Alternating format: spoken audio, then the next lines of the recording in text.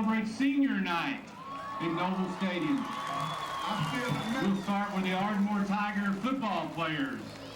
First up tonight is number 65, Kevin Andrews.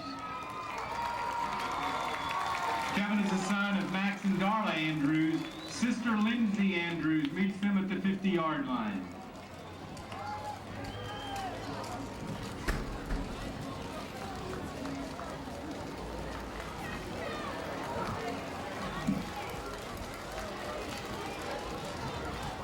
Number 33 is Marquise Booker, son of Randy Booker and the late Rosalina McCarroll.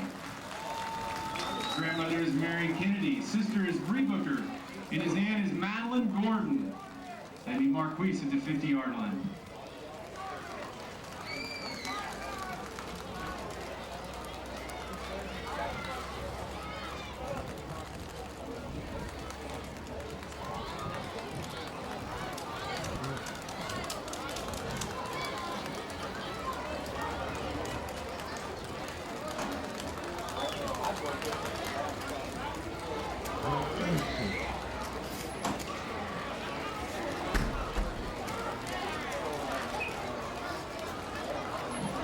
Next up is number 48, Wesley Boone.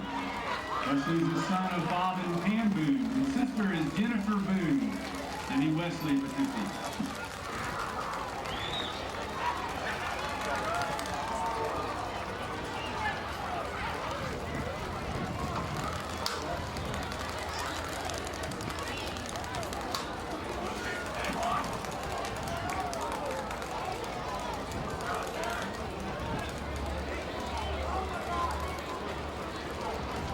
Number 6 is Jimmy Colbert. He's the son of James and Lenora Colbert. Give Jimmy a big round of applause at the 50.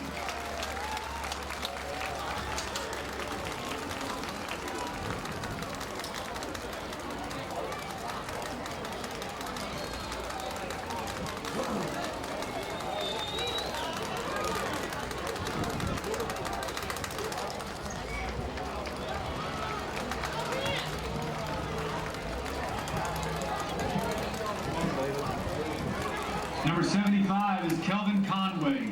He's the son of Ron Conway and Kay Stewart.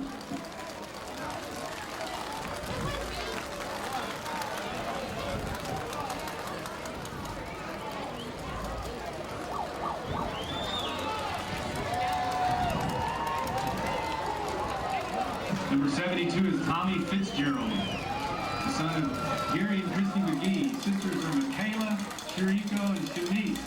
And grandmother is Katie Lott. Number 72, Tommy Fitzgerald.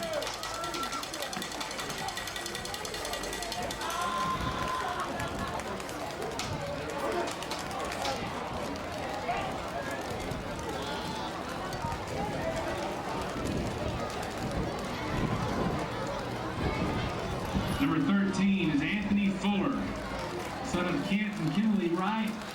Brothers are Dorian and Kim II.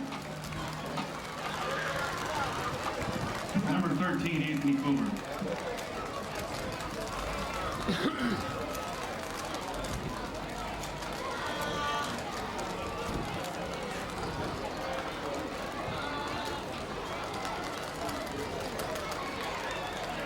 Number 77 is Ryan Fuller. He's the son of Kim McCain, and sister is Marashi Fuller. Number 77, Ryan Fuller.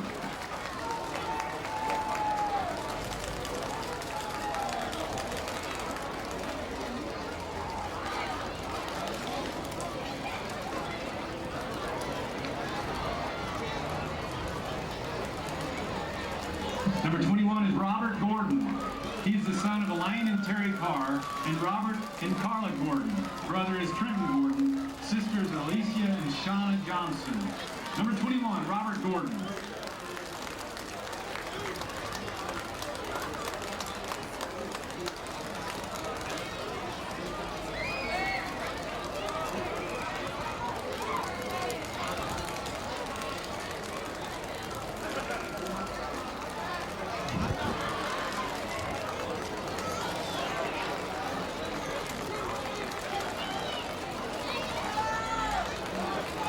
Number 52 is Quentin He's the son of Brenda French and the late Jerry Grant. Brother is Maurice Grant, and grandparents are Mr. and Mrs. Carl Franks. Number 52, Quentin Grant.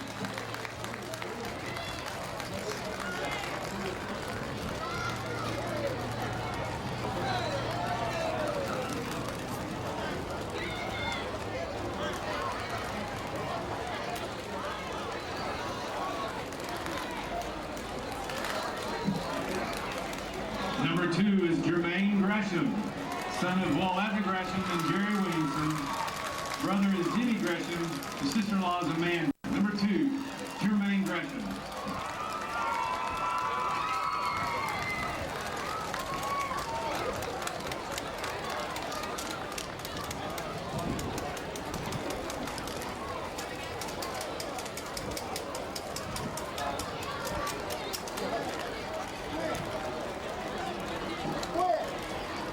Number 58 is Jesse Hernandez.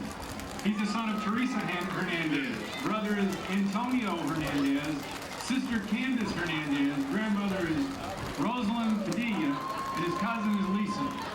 Hey, make sure you hold that against my son. Number 58, Jesse Hernandez.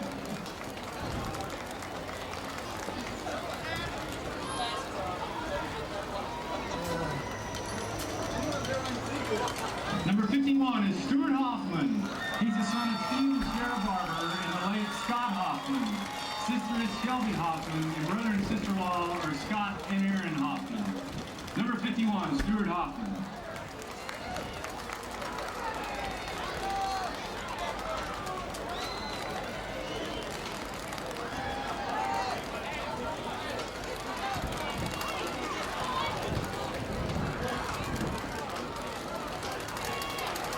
Number 7 is Lionel Jimenez.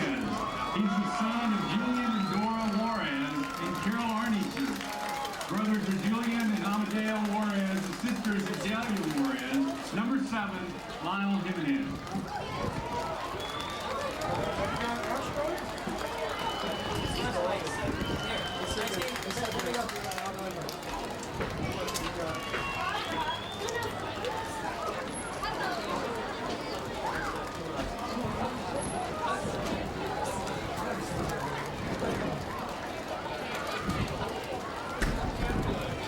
Number 3 is Ellis Knight. He's the son of Ellis and Zelda Knight, and his extended family are Corey and Mary Durand. Number 3, Ellis Knight.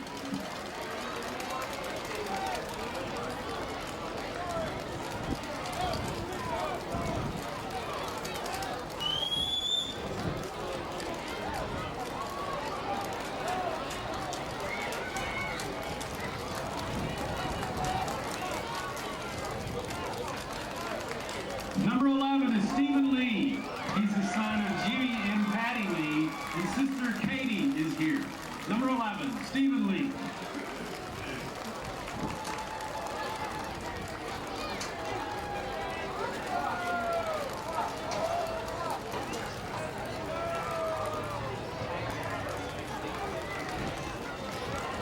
Number 4 is Keith Martin.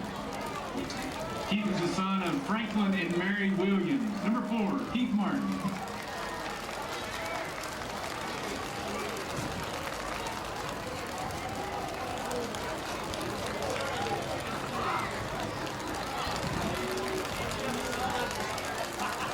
Number 30 is DeJuan Miles. DeJuan is the son of Audra Gordon and Cardell Miles. Grandmother is Leola McGee. Number 30, DeJuan Miles.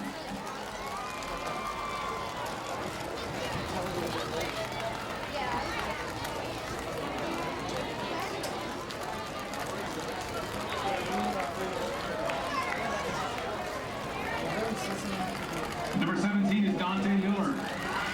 He's the son of Mo and Alicia Waddell. Dad William Bryson, brother Trey Bryson, and sister Ariel Bryson. Aaron. Number 17, Dante Miller.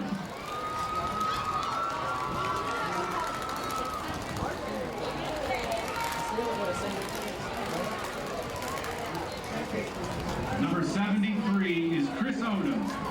Chris is the son of Jody Toll, and is escorted tonight by Jody and Ryan Bennett.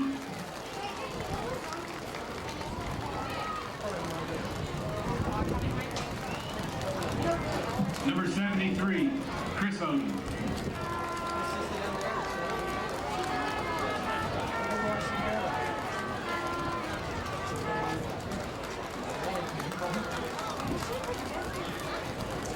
Number 43 is Jesse Parker.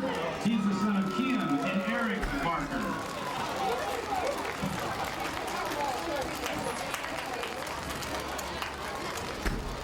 Number 43, Jesse Parker.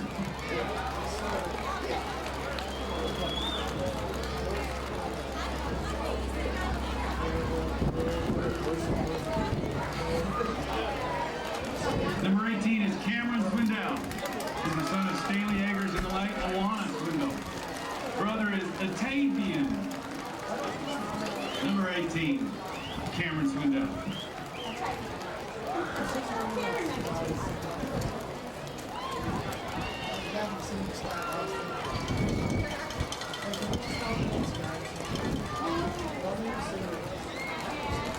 Number 12 is Andron Thompson. He's the son of Marissa Podrick.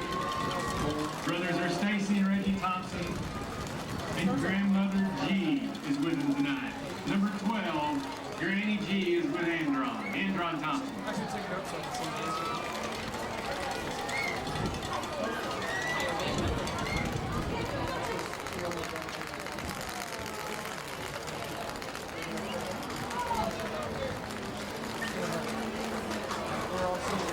And number 5 is Austin Williams. Austin is the son of Charlie and Carolyn Williams. Number 5, Austin Williams.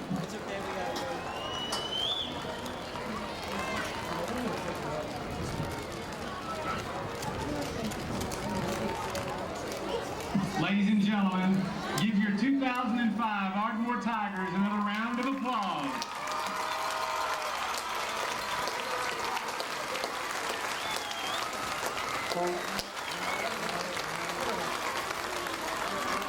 Next, I'd like to introduce to you the 2005-2006 Ardmore High School cheerleaders. First up is Annie Bonner. She's the daughter of Britt and Susan Bonner. Her sisters are Katie and Sarah. Annie plans to attend the University of Oklahoma in the fall. Annie Bonner.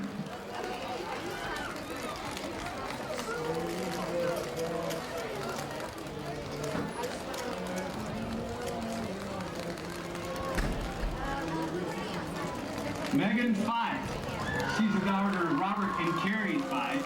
Her sister is Hannah. Megan plans to attend the University of Oklahoma in the fall. Megan Fife.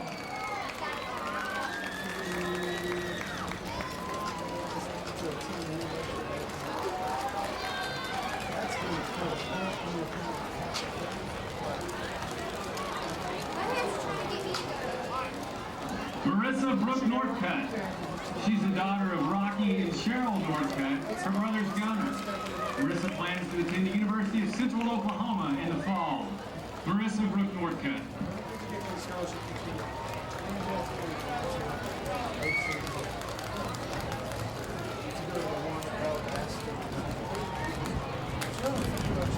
Whitney Martin.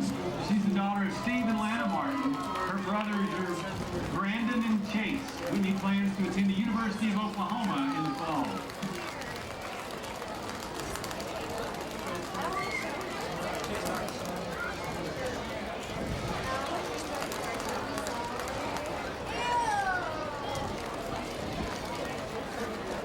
Sarah Tyler. Sarah's the daughter of Vaughn and Vicki Tyler. Her sister's Melanie. Sarah plans to attend the University of Oklahoma in the fall. Sarah Tyler.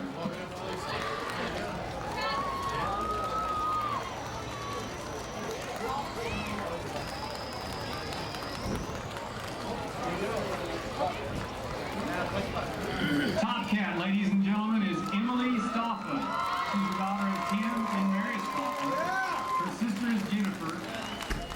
Emily has joined the Navy and plans to attend Great Lakes Academy in Chicago in the fall. Emily Stoffa.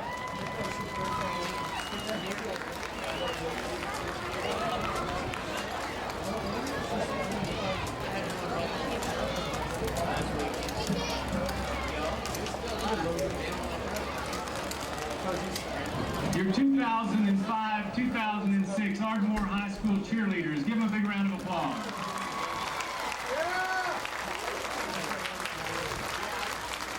And now for the Palm Squad. First up is Jessica Allen. She's the daughter of Gaylyn and Jesse Allen. Her father's in Florida working, so Jessica is accompanied tonight by her mother, her sister Julie, and her brother Derek. She plans to attend OSU in the fall and major in engineering. Jessica Allen.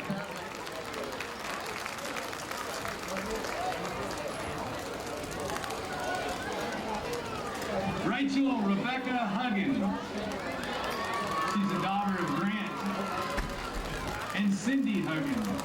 With Rachel this evening are her parents and her brother Ryan. She plans to attend Oklahoma State University in the fall. Rachel Huggins.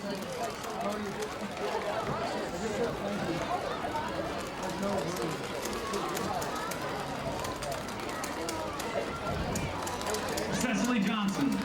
She's the daughter of Reverend Fred L. Johnson Jr. and Azoria Johnson. She's standing with her tonight. Grandmother Georgia Means and her Aunt Chanel. Cecily plans to attend Oklahoma State University. Cecily Johnson.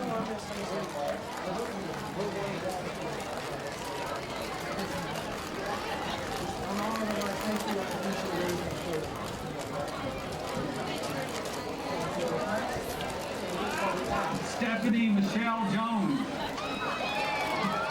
Stephanie's the daughter of John and Pam Ross. Stephanie is planning to attend the University of Oklahoma in the fall, where she's majoring in child psychology. Stephanie Michelle Jones.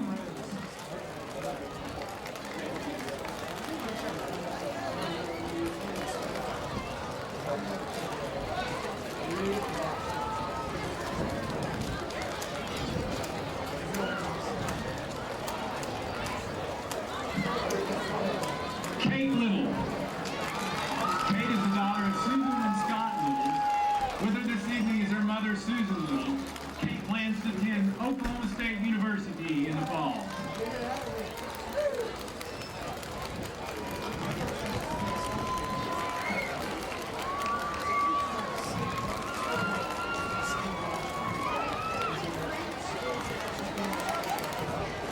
Allie Ray Roberts. Allie is the daughter of Rick and Patricia Roberts. Allie will be attending the University of Oklahoma in the fall, where she plans on majoring in forensic psychology. Allie Ray Roberts.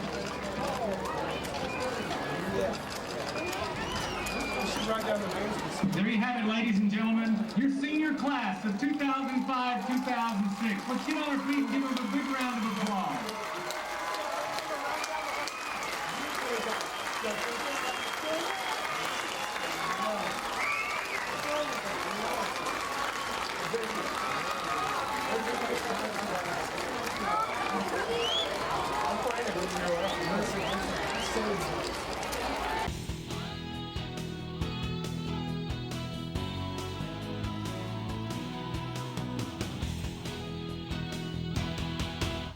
Tonight, the Brandon Martin and David Polk show, also brought to you this evening here on 97.7 over the big station, Kickham Country.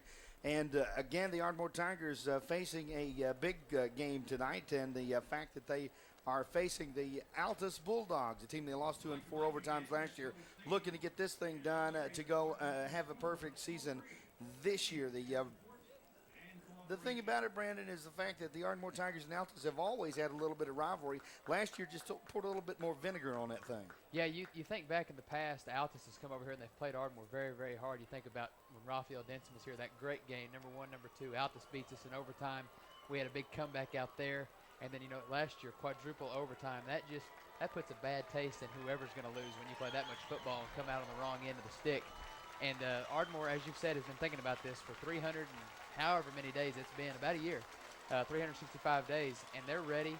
They've got more on the line now than they've had in a long, long time, an undefeated season, top seed in 5A, and you got to think Altus wants to spoil that a little bit. Well, yeah, and also, if you're on the road, it's a long drive home if you lose. That adds a little incentive. But Ardmore in the driver's seat, they want to stay in the driver's seat as they're undefeated obviously in district, and they are sitting pretty right now. and they have every intention of ending up the ball game like that. They want to still be in the driver's seat after the game is done. All right, we got the seniors. It's senior night tonight. All the seniors are out for the coin toss. The Just Another Salon coin toss is down on the field with David Polk.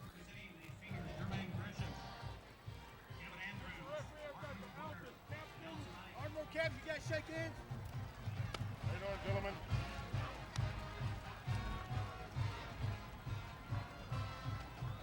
Gentlemen, Mr. Harper, he'll be out in center field with me. If you have any questions, feel free to ask, okay? We want this game clean, a lot of sportsmanship, okay? Play between the whistles. Second whistle blows, we all stop and go again, all right? Any questions? Okay, gentlemen, we've already had the coin toss. Altus has won the toss and elected to defer. They will receive on the north end. So we're going to start tonight with the Altus Bulldogs. They've won the toss. They have chosen to defer. The Bulldogs will line up on the north end of the field and receive from the Tigers. So the Tigers will start on the scoreboard end of the field with a probably 12, 15, maybe 18-mile-an-hour wind behind them. That's the way we'll start tonight. All right, David, thank you so much again. David Polk on the sidelines tonight. He will have us constantly tonight with the Storts and Sudbury sideline report. The Just Another Salon coin toss right there. We'll take a timeout. We're coming back. The kickoff is on the way. The Ardmore Tigers hosting the Altus Bulldogs in the district championship at Noble Stadium on 97.7, the big station.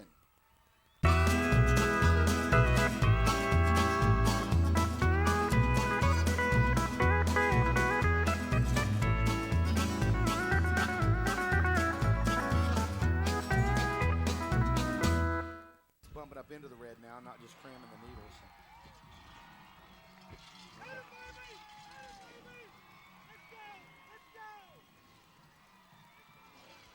Good evening and welcome again to the Noble Stadium. The Ardmore Tigers take the field here, and a raucous crowd tonight is getting after it.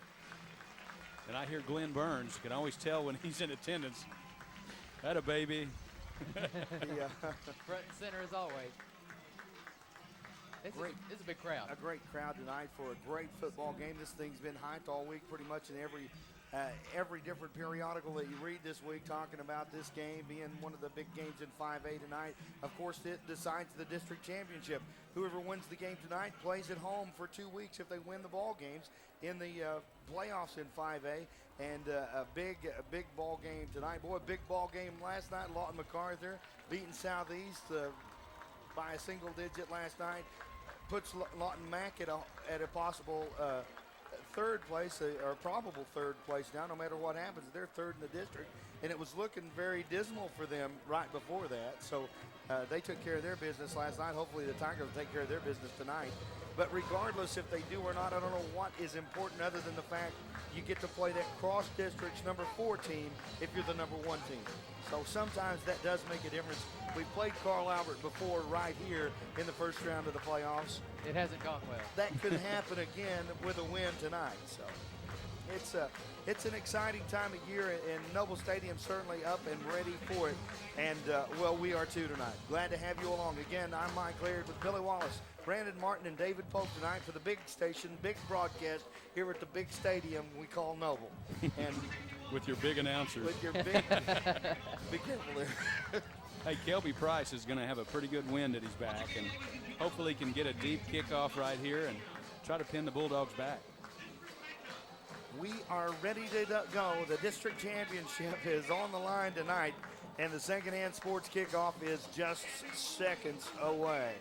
We'll have the Ardmore Tigers kicking from right to left, and that's that way, south to north, if you're in the directional mode. Back deep here, going to wind up being Zach McCaskill. Zach McCaskill's a pretty good running back for the Altus Bulldogs.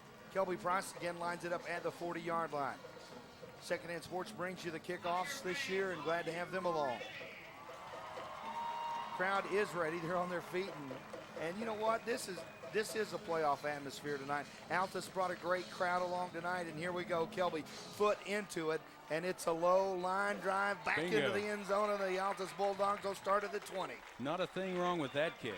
make them go 80 yards on you. As he just really, that was a line drive kick, but enough wind behind it to carry it to the end zone. These Altus Bulldogs have had a great season. We talked about that earlier. They've really shown themselves to be better than what the district coaches thought they would be early on. Picked like 5th or 6th in the district this year, and certainly have done themselves better than that. You know, the Pickers didn't pick very well this year. They did not. Reagan Vaughn will be their QB. Wishbone set. Reminds you of the Jim Holloway days, certainly. He'll take the snap, going to fake it to his fullback, and he'll hand it back to this side. And that's Zach McCaskill getting loaded up pretty quick right there, doing the loading for the Ardmore Tigers. Hey, that's a pretty quick step right there on the inside for the Tigers linebackers.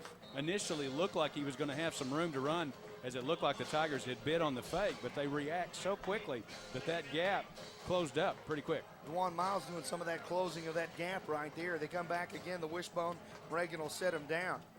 That's Vaughn at quarterback. The wishbone set behind him. It'll quick pitch to the right side. Again, that is going to be Zach McCaskill, and he gets upended right there quickly. Fields comes and closes in the backfield. Who else is in there, fellas? That's going to be well, Fields went through a blocker and just body chopped the running back, and he's still on the turf right now, Mike. Reminds you of that old Scott Hill hit that had for OU back in the 70s, where Fields really had no idea where he was. He just knew his body was in the air, and it met McCaskill right in midair, and the kid is still down. That was just vicious. He was just arms and legs flying, and all of a sudden, bang, contact. McCaskill, quite a running back. He's had a great year this year. He's a senior, 5'9", 975-pound running back, and he's their mark of distinction this year as far as the offensive ground game is concerned for the Altus Bulldogs. We will not speculate here. We'll just take a 30-second timeout. We'll take an injury timeout. We're back here. No score in this one. Just underway at Noble Stadium. The Altus Bulldogs and your Ardmore Tigers on 97.7, the big station.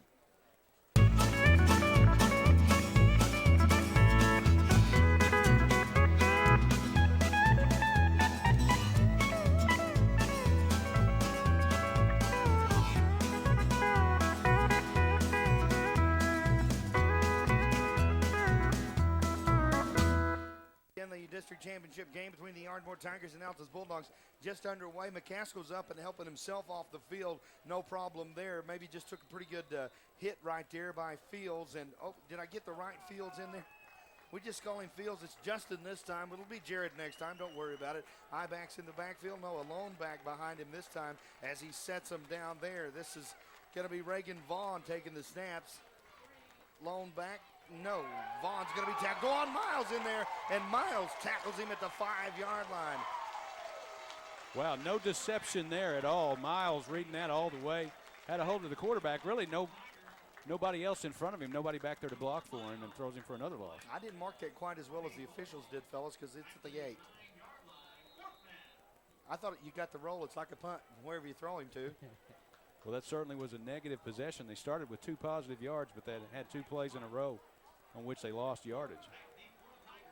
Bailey on the punt here. Gordon back deep at the 50-yard line for the Tigers.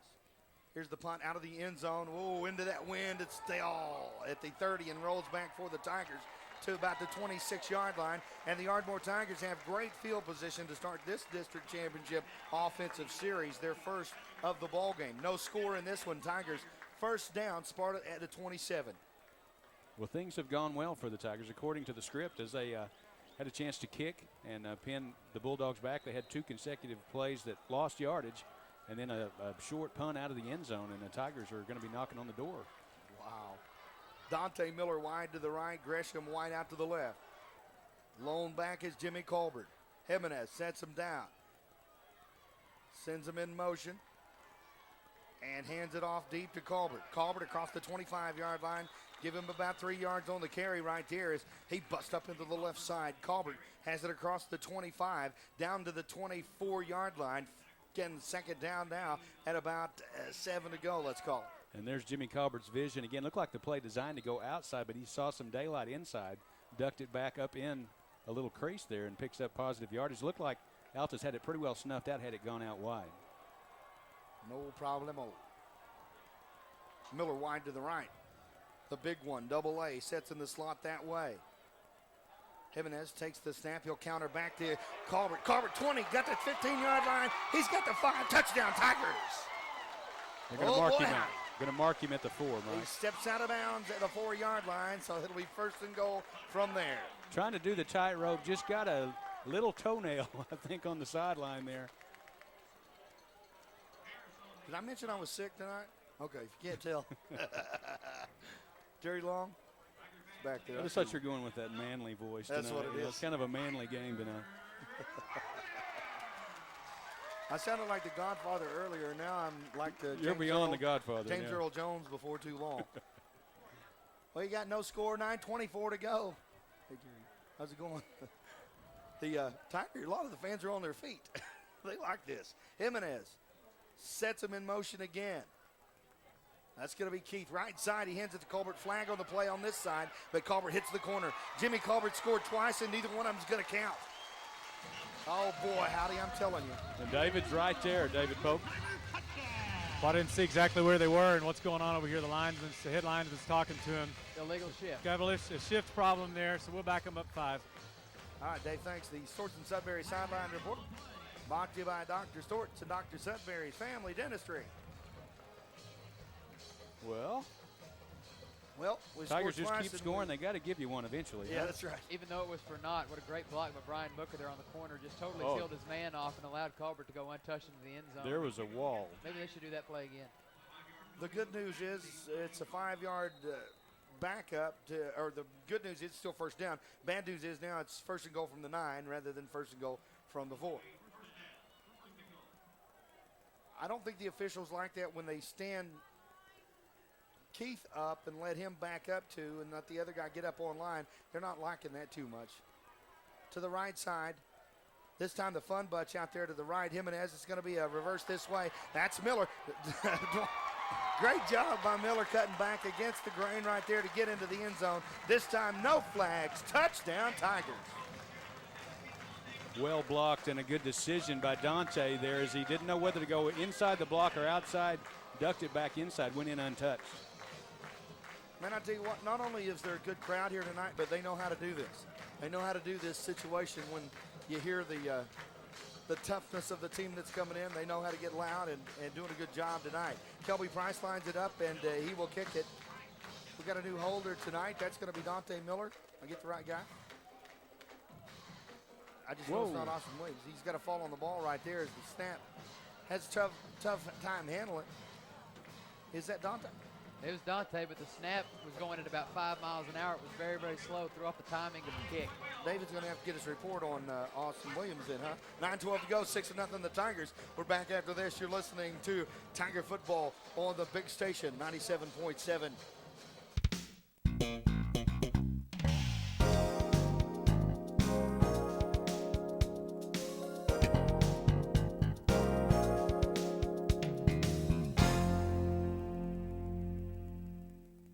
Sports kickoff and the ensuing kickoff now as to the Ardmore Tigers have scored to make it 6-0. Kelby Price foot into it. It's back deep, and that will be the 5-yard line to the 10. This time, and rather it's the all-purpose guy back there for them, Daniel Tabin. And he's going to break some yardage to the left side across the 30 to 35. Break some tackles, get up to the 40-yard line. Good return there for the young utility player for Altus, Oklahoma. They'll have it 1st and 10. Just inside the 40-yard line, still in Altus territory. That was a nice run back. Tigers trying to pull the ball out of there and might have got a little bit too engrossed in that instead of tackling the ball carrier there as he's got good field position now for the Bulldogs. Well, the Tigers got a gift, and we'll take a look at the Easy Shop scoring drive here for you. Pretty short drive. A lot of plays. 3-play, 27-yard drive in 58 seconds for the Tigers, capped off by a 9-yard touchdown run by Dante Miller. Ardmore leads 6-0 with 8:59 left in the first. Reagan Vaughn sets him down and hand it off to the left side. That's going to be Tabin again. Tabin not going to get much room, maybe 2 yards out there as he tries to get the corner. Good job by the Tigers coming up in support there from the secondary. Daniel Tabin is listed 6'3", 210. He is a tough guy to get down. He's tall and lanky and hard to get your pads down there in an area where you can slow him down enough to get a good grip to get him wrestled down.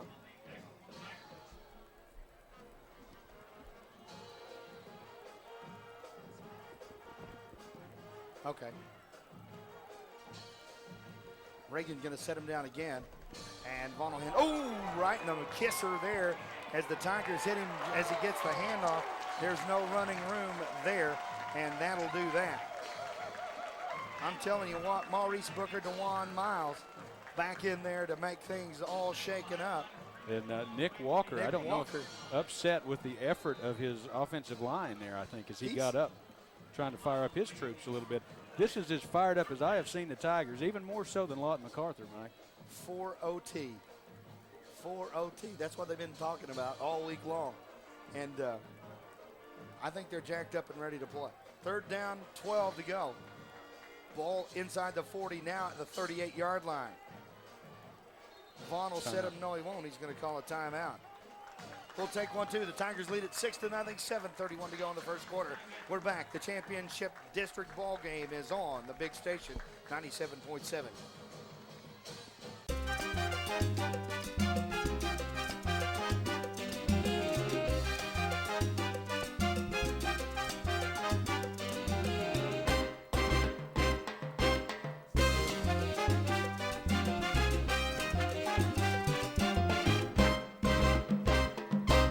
Call him at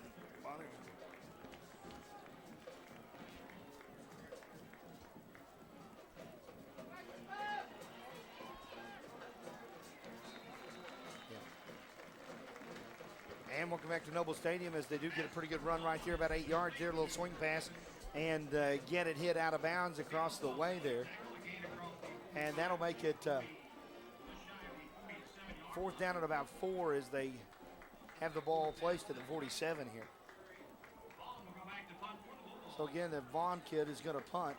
Robert Gordon at the 20. I just don't think the ball is going to carry That's that what I was far. going to say. He gets far back there this time, and it's probably Gordon back there deep, but he's going to have to hit a hard line drive to get it that far in this wind. Pretty stout south wind. That's exactly, he knows what he's doing. Little bouncer right to Gordon, and Robbie's got to retreat a little bit. Oh, going to be tackled at the 15-yard line there. And good pursuit and a great punt that time from Vaughn. And Cody Bryant. Cody Bryant, first man down there for the Bulldogs. Great coverage there. As first of all, a great punt. As we were talking about, he did exactly what he needed to, kept it down, and he was able to get that down about the 20-yard line. And then Gordon had to retreat 5 yards, and the coverage was too good. Okay, we're in agreement that Sean Smith is 32 now. Yep. He's doing a pretty good job. Doing a pretty good job here tonight defensively for the Tigers. Offensively, the Tigers break it out here, 1st and 10, ball at the 15-yard line. Jimenez underneath center. He'll hand it to the counter side. Jimmy back to the right side. Colbert cuts up there at the 20, and just inside there, about the 19 is where they'll bring him down. And so give him about 5 yards on the carry, and it'll be 2nd down and 5. Good blocking, and again, great decision for Jimmy Colbert as he just stayed with the play rather than trying to duck it back up inside. Just had a feeling that he's going to get a block out on the corner, and he did, was able to turn the corner with it. So 6 minutes, 9 seconds to play as the clock ticks here. We've got a 2nd down play and 5 to go. The ball right at the 20-yard line. Tigers deep in their own territory here. Dante Miller sets wide to the left. That's Gordon in the slot. Jimenez takes the pass from center from the gun and rolls out to his left and tries to get Gordon out here. Going to be incomplete. Rushed it a little bit. Didn't set his feet. Just tried to make the throw on the run and let it go a little late and put it straight into the ground. Well, and rolling to his left and throwing. It just slipped out of his hand a little bit low. That's hard to do, they say. Very. Being a guard, I wouldn't know anything about that. 3rd down and 5. The Ardmore Tigers started their first possession one on the 27-yard line. Yes. How did I remember that? I can't even remember your name. Well, yeah. Mark. You remember the important stuff. Exactly. Brandon Martin doing a great job this year, statistician extraordinaire and historian too. Jimenez throws it down the middle right there at the 50-yard line, and he falls down inside Bulldog territory. 1st down, Tigers. What a catch by Robert Gordon there. I'm telling you. And Jimenez, knowing Jimenez, he's going to go to him and said, man, that's my bad. If I had hit you in stride, you'd have scored right there. He'd still be running. But what an effort just to catch that football. I just like the fact they get him in there on the offensive side of the football and let him do a little bit of his stuff. Robbie Gordon's one of the best athletes on the team. He's got the speed he needs. And, man, what a great play. Being homecoming king gives you a little more clout with the coaching staff, and they let him out there to be the That's right. be on offense. I forget, it's King Gordon. I forgot we're supposed to do that. Lone back behind Jimenez. He'll hand it to him. He cuts up inside. Jimmy Colbert, hard runner. Going to get hit hard after about a 3-yard gain right there. But Colbert going to pop right back up defensively for the Bulldogs there. They've got some players on defense, too. They run to the ball real well, according to the coaching staff. They're pretty solid. And this guy's a 175-pound senior, but Jose Lopez is one of those kids that'll just stick you every time. And they've got another monster on that line, number 75, Daniel Moran, 6'6", 245, plugging up those gaps. Looking at many different schools, and he's just a great player. Wide out to the left here. Gresham setting in the slot. That's Miller wide to the left. Jimenez, ball comes loose, and everybody's in a pile. On a 2nd down and 8 play. Tigers retain possession right there, just a little shy of the line of scrimmage. So back it up and make it 3rd down and long 8 now. And that's a rare mishandled snap. We haven't seen too many of those between Jimenez and the center this season, but Lionel did what you got to do. Go get the football. Protect that football first. I introduced Lionel last night to Uwe von Schaman. I had to explain to him why he was so important in my life, So it's like, these kids are going, who? What'd he do? Block that kid. No kidding. 3rd down. See, you're probably too young to know that, but you're a historian, so you know. Oh, Gresham on the end around left side, 40-yard line. Ooh, he's hit hard right there after about a 4-yard gain. Nice job on the play there for them. And he's going to get up strong. I don't think Jermaine's used to seeing that much pursuit in the face of his reverse, but that time Altus was ready for him and held him to about a 2-yard gain and hit him hard in the process. There's Tyrese Flagg. Pretty good speedster of theirs. 4th down and about 4. The Tigers will bring their punting team on here. Try to pin them deep. Try to punt this thing up in the air, get some air under it. Stephen Lee has done a great job punting for the Tigers all year. Tabin back deep here for the Bulldogs. He's not really set, and the ball's already snapped. The tie in the air. Tabin looking at the fair catch, lets it bounce at the 10, and the Ardmore Tigers catch it at about the 14-yard line. Nice job getting down the field right there. And Keith Todd on the play there for the Tigers. Well, and give credit to the Bulldogs for that defensive stand there. After giving up the big play at midfield there to Robert Gordon, they were able to limit the Tigers and would not let them get into one of their patented long drives for a score and made them punt the football back. Don't forget your wait staff. Hey, could you give Terry Long a tip? A tip? Yeah, he brought us a beverage. 1st and 10. Brought us a beverage or you a beverage? Oh, did you bring me one? I thought he brought you. I'm sorry. Thanks, T-Long. 1st and 10 here, Altus. Offset backfield. Vaughn going to give it off to the deep back, and again, that's Tabin. Nope. Going to get him about maybe. Okay, we'll give him a 1.5 yards on the carry, but that's about it. Tigers close quickly on pursuit. No, they're spotted at the 16, so a little better than I thought. 2 yards at least. Ellis Knight in on the tackle. Good to see him out on the playing surface. He's had about a 2-week break, 2.5 weeks. I think it was extended due to the competition level a little bit. I think he probably could have played, but there was really no sense in risking him last week. Hurt against John Marshall, sat for Chickasha, precaution last week, and now he looks like he's got a full head of steam and he's 100%. Reagan Vaughn sets him down again. I-backs behind him. Going to hand it off to the first guy, and that's the big fullback, and he bruises down there. Nick Walker going to pick up maybe 2-3 yards on the carry, let's call it. Close to the 30-yard line. They'll spot it just shy. It'll be 3rd down and 5 from there. Marquise Booker with the hit, and most guys don't get any extra yardage after contact when you run into Marquise Booker. He has played so solidly all year. And that's saying something to hold a fullback on the belly play who's 6'1", 250 and stop him at contact and not allow him to get any extra yards. Nick Walker's a big fella. Preston Runyon wide to the right here as they send the big fullback into motion. Oop, trouble for Reagan Vaughn, and he throws it, gets rid of it anyway, and it's going to be a hot pursuit for the Tigers. All that for a loss of about 2 yards right there. The delivery to Kelby Powder was okay, but Tigers' pursuit just caught up with him too quick.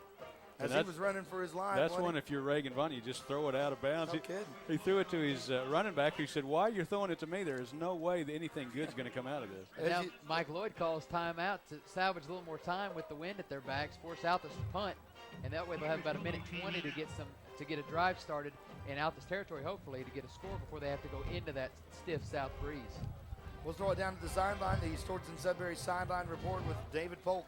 Guys down here tonight, this is as intense as I've seen the Ardmore Tigers from beginning of a game that I've seen this year.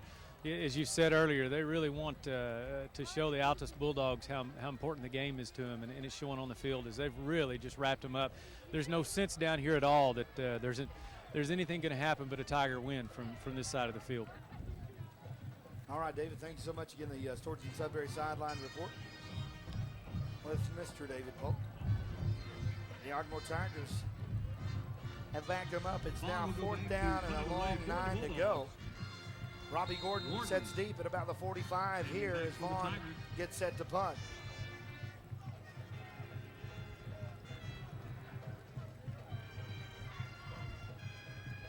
Long time high snap right there to Vaughn, but he gets it under control. A little too high, and it'll hold up. Oh, it hit Ellis in the helmet. It hits Ellis Knight, and that means Gordon needs to pick it up. No, the Bulldogs have it. Great job on the coverage there for Altus.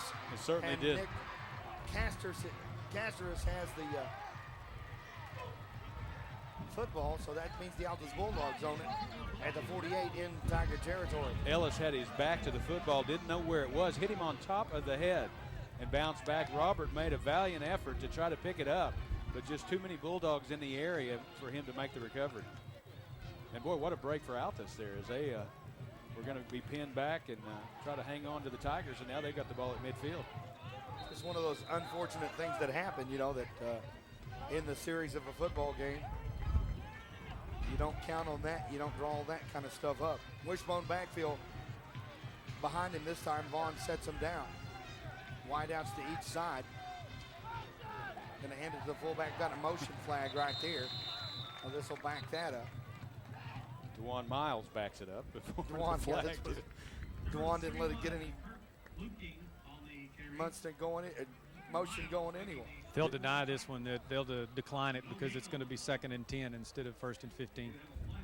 Okay. And that belly play not working for the Bulldogs right now. I don't think they've gotten much up the middle other than I think the first carry they picked up a couple of yards. And that's been about it. They brought in Tyree's flag to get to the hole a little bit quicker, and all he did was hit Booker even harder. I don't know who said something to DeJuan Miles before the game, but I'm telling you what, he's playing a different level of football tonight. He's around the football every single time. 2nd down and 10, as David Polk told us from the sideline. Good call, Coach Polk. My pleasure. You know, it's hard to say Coach Polk. Didn't know that till just now.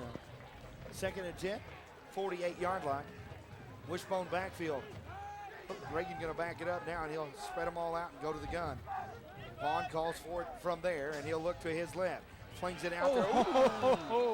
Well, I tell you what, Justin Fields just about one step away from a touchdown right there as the ball skinnies out there into the flat, and if he'd have caught that, it'd have been bye-bye. Well, he's trying to lead his back out there. That was big Daniel Tabin out, trying to lead him so he could turn square to the line of scrimmage and catch the ball and take it downfield, but he almost threw it right to Justin Fields. And that would have gone, that would have been 6 the other way.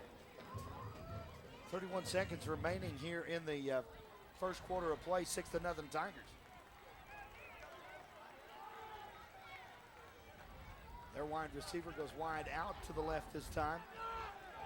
Vaughn sets the wishbone down behind him. Fakes it to the fullback, pulls it out there on the belly play. Ball on the ground. Brian Booker on the tackle right there. Ball comes loose and Altus will have it.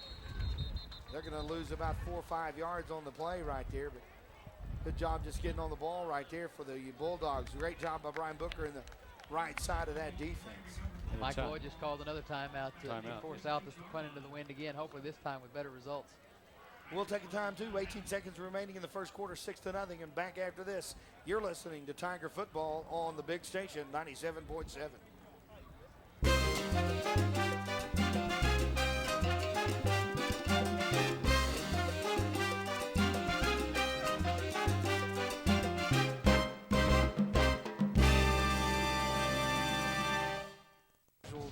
steps away from the football. And the mark of a good defensive effort, the Tigers gave up, or they started the possession for the Bulldogs at the Tiger 48. They punt from their own 46-yard line. So the Tiger defense shoved them back. They're going to get the ball back for the offense. Snap to Vaughn is a low one, and he gets it away, a low kick. That's probably the best thing to do into that wind anyway. It's going to stop right there just inside the 20. They'll down it somewhere around the 17-yard line. Here's your old alma mater, Landon, over there in the Channel 9. pit. Hark back to younger days. Here's an interesting stat for Probably you, Mike. Blevins. No, it's not Blevins. I'll assure you that. He's up at Oak Tree having cocktails. That is wrong. It's true, I'm afraid. Altus has had 4 possessions. They've had 4 3-and-outs. No first downs in the first quarter for Altus. 13 seconds remaining in that first quarter as Jimenez runs the play in. Turn up the sound effects. We don't get the helicopter sound very often. I like it. Sounds like a Pink Floyd to the wall. Can I do a traffic report while we're on? Go ahead. Jimenez takes the snap of the wind of the helicopter blades, and he'll throw it down the field. Looking for Miller. No, just a little bit overthrown right there. And they're going for the gusto with 7 seconds remaining now. I would think they're going to do about the same thing again, wouldn't you? Let's just go for all of it. Why He not? only threw that about 55 yards with one little step, just flings it out there. He does have a breeze helping him, but still, that's an all-world arm to be able to throw the football Oh, he's like got that. a rocket. I remember the throw at John Marshall. Yeah, to Gresham. That breeze right there probably caused it to be overthrown just a little bit. But, The fastest looks good. 70-yard post scoring play you'll ever see in your life. That play definitely turned some heads around the state because that was the highlight for Channel 9 that night. A frozen rope from Jimenez to Gresham. Jimenez break him out of the huddle and send Dante Miller wide to the left, wide out to the right. It's double A. That's Jermaine Gresham. Hand it off to the right side here. Whoop, not much running room there. Stubblefield going to get the carry there, and he's going to be stopped for about a 2-yard loss. Good play on defense. I tell you, the Bulldogs can run too. That was a wide play, and we haven't seen too many teams be able to run with the Tigers out wide, but Altus was step for step. We're going to get one more shot at that, guys. We have a 5-yard face mask, I think, here. When as Jermaine was going down, he kind of grabbed him a little bit, so they're going to give him 5 yards, and it'll be 3rd down again. Boy, must have caught him at the very end because I watched it down there through the binoculars, and the whole way I never saw any face masks. Must have been right as he was going down. It was just right here. Official was right on it. All right, Jermaine Stubblefield there gets backed up. Usually when he gets put in the ball game, the first thing happens is he makes a great job. There was some great pursuit there by Altus to this side of the field on that play.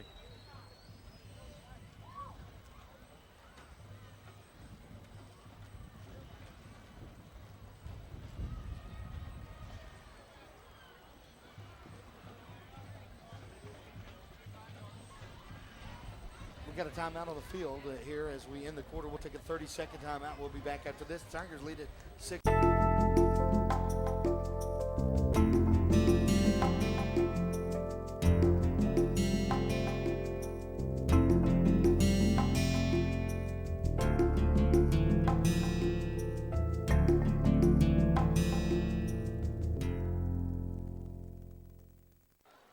Welcome back here as the Tigers put, the Fun Bunch plus 4 wide out there to the right here. And Jimenez is going to take the snap. He just run it up the middle across the 25 and up to the 30-yard line. 29 is where they'll spot it. That's enough for a first down as they just needed to get to the 28-yard line. And the Tigers, that time, a little bit of hocus pocus on the play. Nice play call as they spread everybody out. 4 wide receivers to the right, 1 to the left, and then they just sneak Lionel up the middle, picks up an important first down. So that'll be the final play of the quarter. The Ardmore Tigers have it 1st and 10 at the 29 when we return to the second quarter of play. We're back after this. Tigers 6, Bulldogs nothing on the big station, 97.7.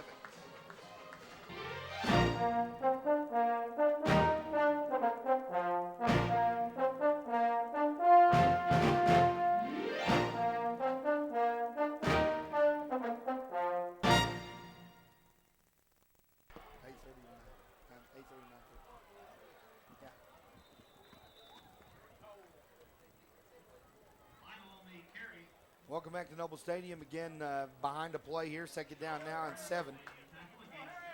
as the Tigers have it on the move left or right now as we play in the second quarter. So the Tigers won't benefit from that strong wind here in the second quarter. Altus sure didn't like it. They ran 12 plays in the first quarter into that wind and lost 11 yards. It's tough going. The punter had the most difficulty, I think. He may be pretty good with the wind here. You'll have to see. Reagan Vaughn's a pretty good athlete. Hand the ball off left side. That's Colbert, and he's got it at the 35 as he bounces up in there for about a 5-6 yard run, let's call it, to the 37-yard line. It'll be third down there and about 3 to go. 2, let's call it 2. They need to get to the 39, so right at 2 yards. You would almost expect we have to see a healthy dose of Jimmy Colbert. Yes. Second and fourth quarters going into this. Going into the win. That's what I was going to say. And Coach Lloyd has really mixed it up in the first quarter with his play selection and has kind of kept the Bulldogs off balance. But you got to credit Altus. They played pretty good defense as they only surrendered the six points after the break down at their end of the field. So Tigers have had to earn the success that they've had and going to have to continue to against the wind. Third down 2, 37-yard line. Here's the snap. Him as left side. That's Colbert.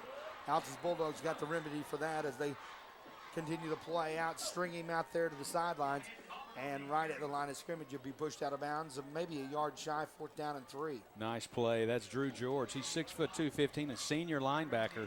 Just strung it out to the sidelines, and we have not seen, again, a lot of teams run with as much quickness outside with the Tigers like we've seen from the Bulldogs in this first part of the ballgame.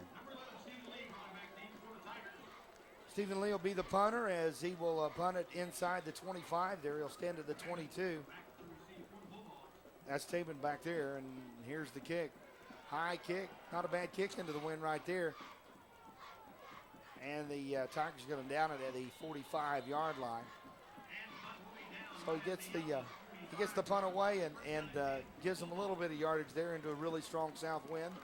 And that will be where the Altus Bulldogs have it now, first down at the 45. And we'll see what kind of offense now we see from Reagan Vaughn and the Bulldogs as they've got great field position and the wind at their back now at their own 45-yard line. They only trail by 6, too, as the Tigers did miss the extra point. 9:47 in the ball game, remaining in the first half, that is. As Reagan Vaughn brings him to the line of scrimmage. Tabin, the lone back behind him. And he'll try to hand it to him. Ball almost comes loose, but Tabin gets the handle on it. And the Tigers will get the handle on him pretty quickly, too, right at the line of scrimmage. Is the stop there. Maybe give him a half yard on the play. It'll be second down now and a long 9 to go. Just looked like a misconnection between Reagan Vaughn and his halfback, Daniel Tabin. And I think Tabin, it rerouted him. It really was not the way the play was designed to be blocked and to be executed. And he tried to break it back against the grain, and Tigers are just too quick for that. They also didn't expect to see Brian Booker already in the backfield as the ball was about to be transferred to Tabin. That can mess up the best of plays. Defense already gets an A+ for tonight, I'll tell you that. Second down 9 here. And again, underneath center. As the young quarterback, he'll fake it this time to Tabin and take it up. Reagan Vaughn not going to get much running room there, maybe 2.5 yards on the carry. And that will bring up a he's still down. Big down. Not good news for the Altus Bulldogs. Well, Altus has already lost one player, and they've got one down now. That's it's like 60, Tim McClain. Tim McClain, yep. Marquise Booker, my goodness. He is just all over the place right now. He's a manly man. A manly man. He's playing like one, that's for sure. I'm telling you. I bet he doesn't use Irish Spring before the game either. 8:43 to go here. The Tigers lead at 6-0, and again we have an injury timeout. We'll take a 30. We're back after this. Again, Ardmore 6. The Bulldogs from Altus, nothing. You're listening to Tiger Football on 97.7, the big station.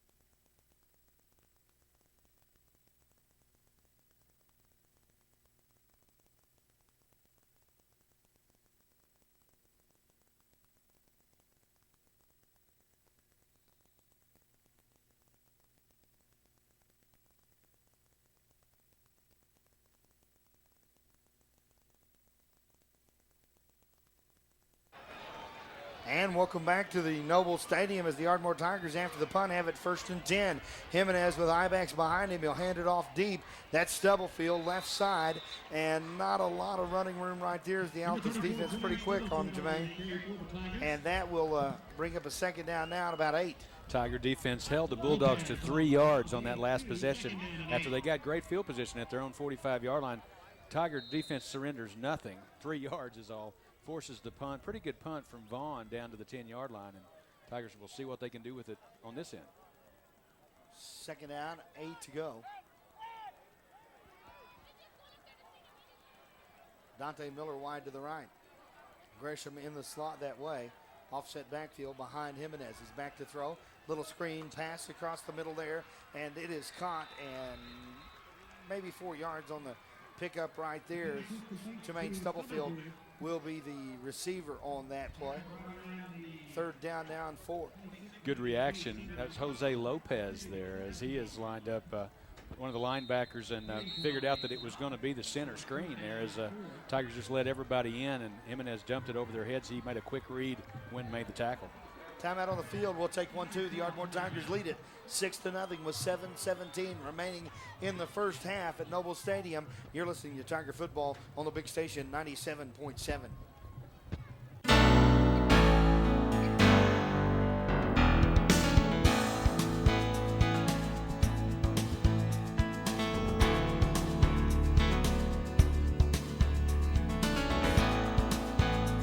Yard line, the Tigers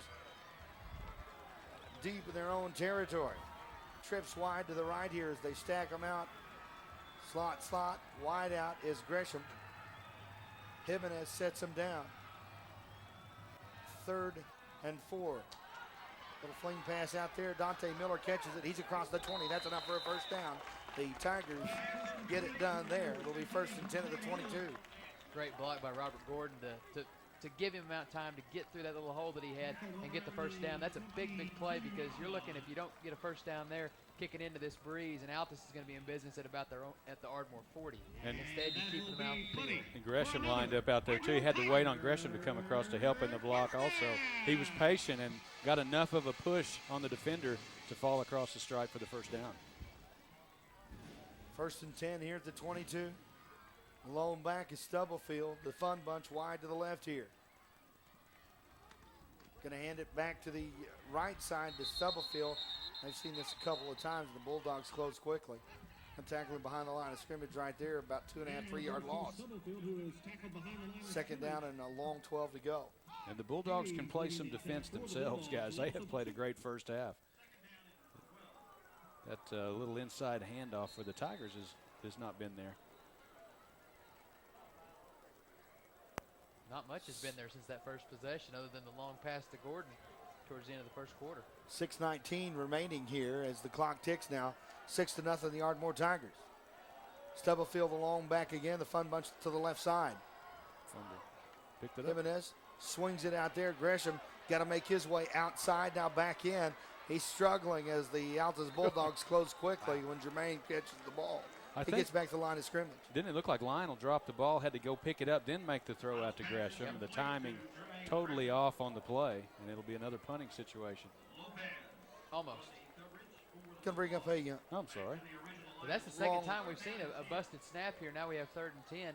That's sloppiness we haven't seen from Ardmore all year long. That's true. Little big game nerves, maybe. But I'm trying to rush things. I thought it was 4th down. Huh? Not yet, but you could be one play away from being right. 3rd down 10. Tigers not being able to get much moving right here. 3 wide to the right this time. Jimenez takes the snap and he'll roll that way. Throws it into the flats right there. That's going to be Miller again at the 35, 40-yard line. Knocked out of bounds hard right there on the defensive side of the ball is Michael Hayes, but Dante going to jump up and he'll run back to the huddle right here. 1st down again. They go to Dante Miller for the 2nd time in a row on a 3rd and long and get the play done. Great play there. That's a highlight tackle there by Daniel Tabin. He gave Dante Miller something to think about with the classic hog tie takedown. Still 3rd and 10, really nice play for the Tigers. A great momentum builder too, as now they inch the ball out near midfield, and on 3rd and 10, and you're able to pick it up and add a little boost to your confidence in this 1st half.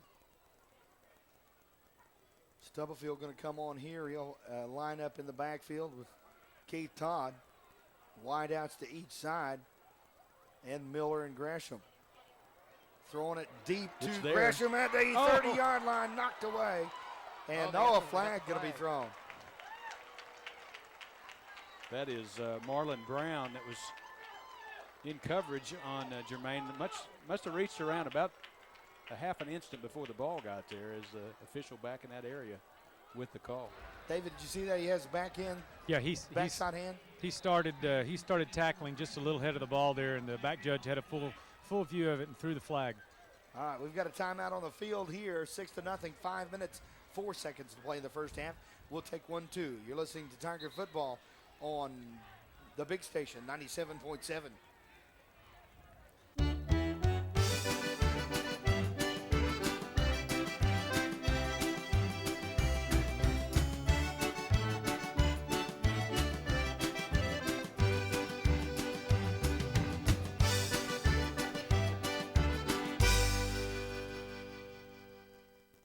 Ardmore Tiger football squad in the district championship game against the Altus Bulldogs. It's been pretty much a good promise of a good game, and it's been a good game so far.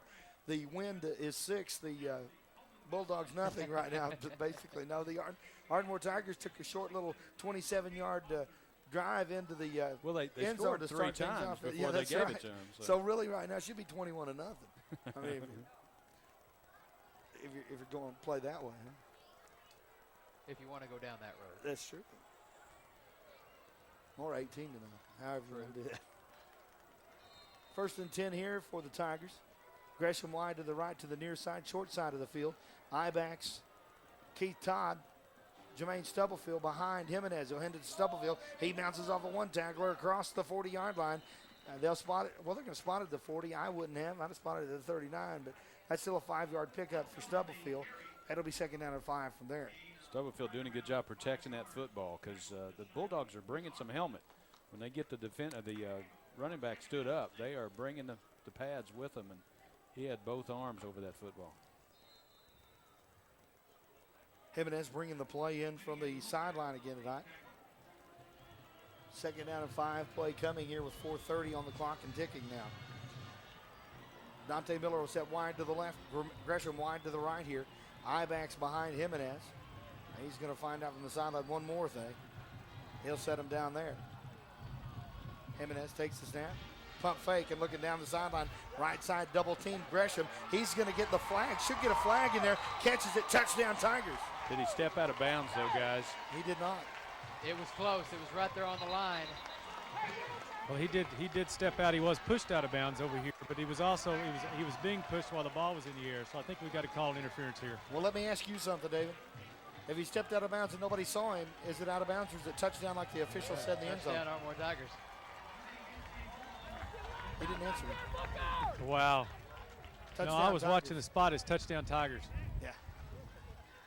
Great poise on that drive for Jimenez and all the Tigers there as they faced 3rd and long a couple of times. They were able to execute their way out of those situations and just kept at it until they got something good to happen. I think the linesman over here was looking at the wrestling match going on between Gresham and the defensive back and wasn't paying any attention to the feet. Yes, he was. So touchdown Tigers. Absolutely. It was awful close from up here, but we'll take it either way. They're going to go. They made the right call. They're going to go for 2 right here. Jimenez rolls to the right. Gresham in the end zone. There's the PAT. And we are up. Flag on the play? No, but Lionel took a real shot there. Got up a little slowly. You poked me in point, I think flag on the play. No. Okay. Enough of that. 14-0. The Ardmore Tigers up on the Altus Bulldogs in the championship game for district. Back after this on the big station, 97.7.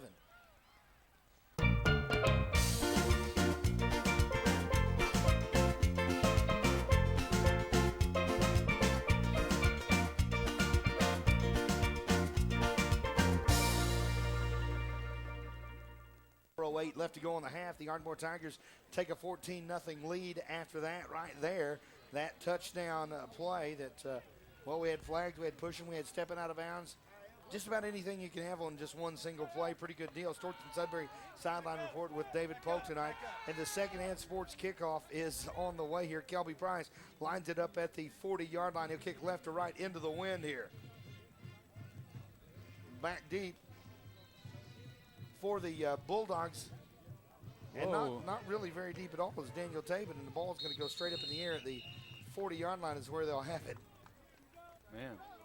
Good coverage there quickly for the Tigers to keep it from being any run back, but straight up, straight down. That's who did that? Sir Isaac Newton? Was that his law, or was he the guy that admitted the cookie? How about the easy shot? That sounds like a plan. This scoring drive is as sweet as the Laffy Taffy they've stocked on the shelves there at the Valero Easy Shop. 8 play, 90 yards in 4 minutes and 12 seconds, capped off by a 40-yard touchdown pass from Lionel Jimenez to Jermaine Gresham. Ardmore leads 14-0 with 4:08 left here in the first half. Boy, howdy, it took us a while to get all lined up with 14 points, but that's okay. 4:08 to go. First half.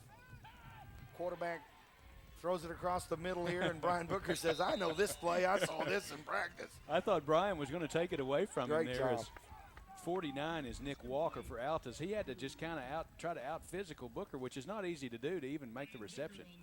I can't believe Vaughn released that pass because the way he acted, I thought he sees Booker, and then he goes in and lets it go. So that turned into a rebound almost. There you go. That was going to be about a 15-yard loss, though, because he was about to be nailed by Kevin. The battling bookends for Ardmore's defensive line. And then the other Booker going to get you if you try to go up the middle, so it's pretty tough. And tonight, DeJuan Miles is getting tackles all over the place. Reagan Vaughn across the middle there. Tabin, on a stride, hits his fingertips and just out of reach as the incomplete pass will bring up a third down here. Daniel Tabin is one impressive athlete. I'm telling you, 6'3", 210, glides out there. Very tough defender, good offensive player, also tough guy to tackle, and he's got good wheels. He's got out in the open. He's marked as a reserve on here. Yeah, that is scary, isn't it? That's trying to sneak a little something into the game, but that guy is he's pretty scary. He's a hoss. Can you still be a hoss? I know that's kind of old-fashioned to say. He's groovy. Third down and 9 at the 41-yard line. Reagan Vaughn. Reagan Vaughn. Calls timeout. The Altus Bulldogs will take it. 3:20 to go first quarter. 14-0. We'll take 1-2. You're listening to Tiger Football. They lead it on the big station, 97.7.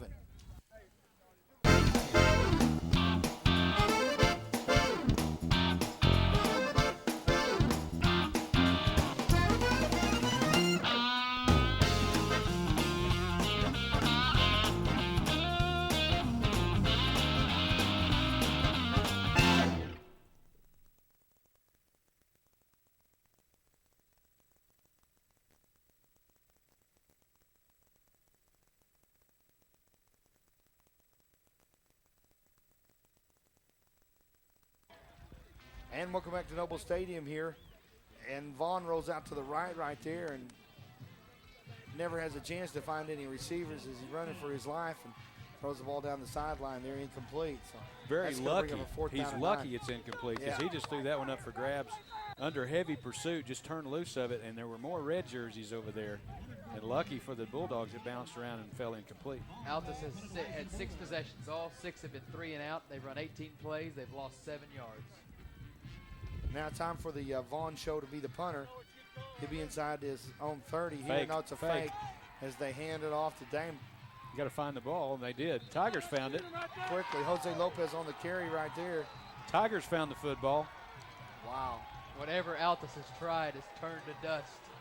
They handed it to the wrong guy. They had 2 guys running lonely down here. Tried to sneak it to one of the linemen there, and Tigers were all over it. Both those guys on the left were hollering, "Don't hit me! Don't hit me!"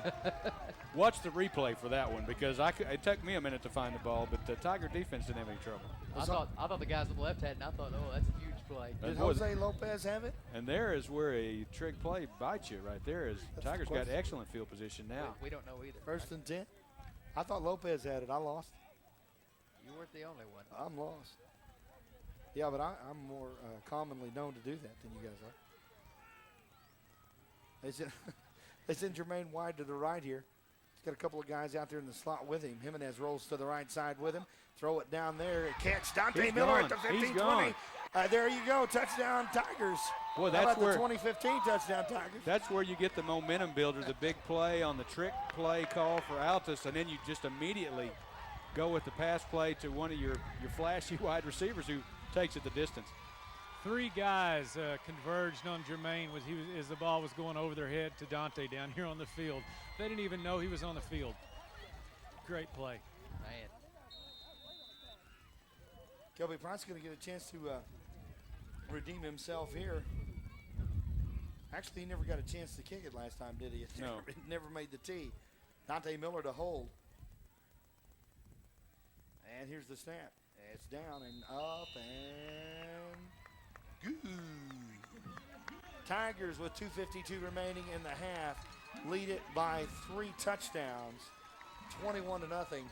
We're back after this on the big station, 97.7. I started worrying. What happened?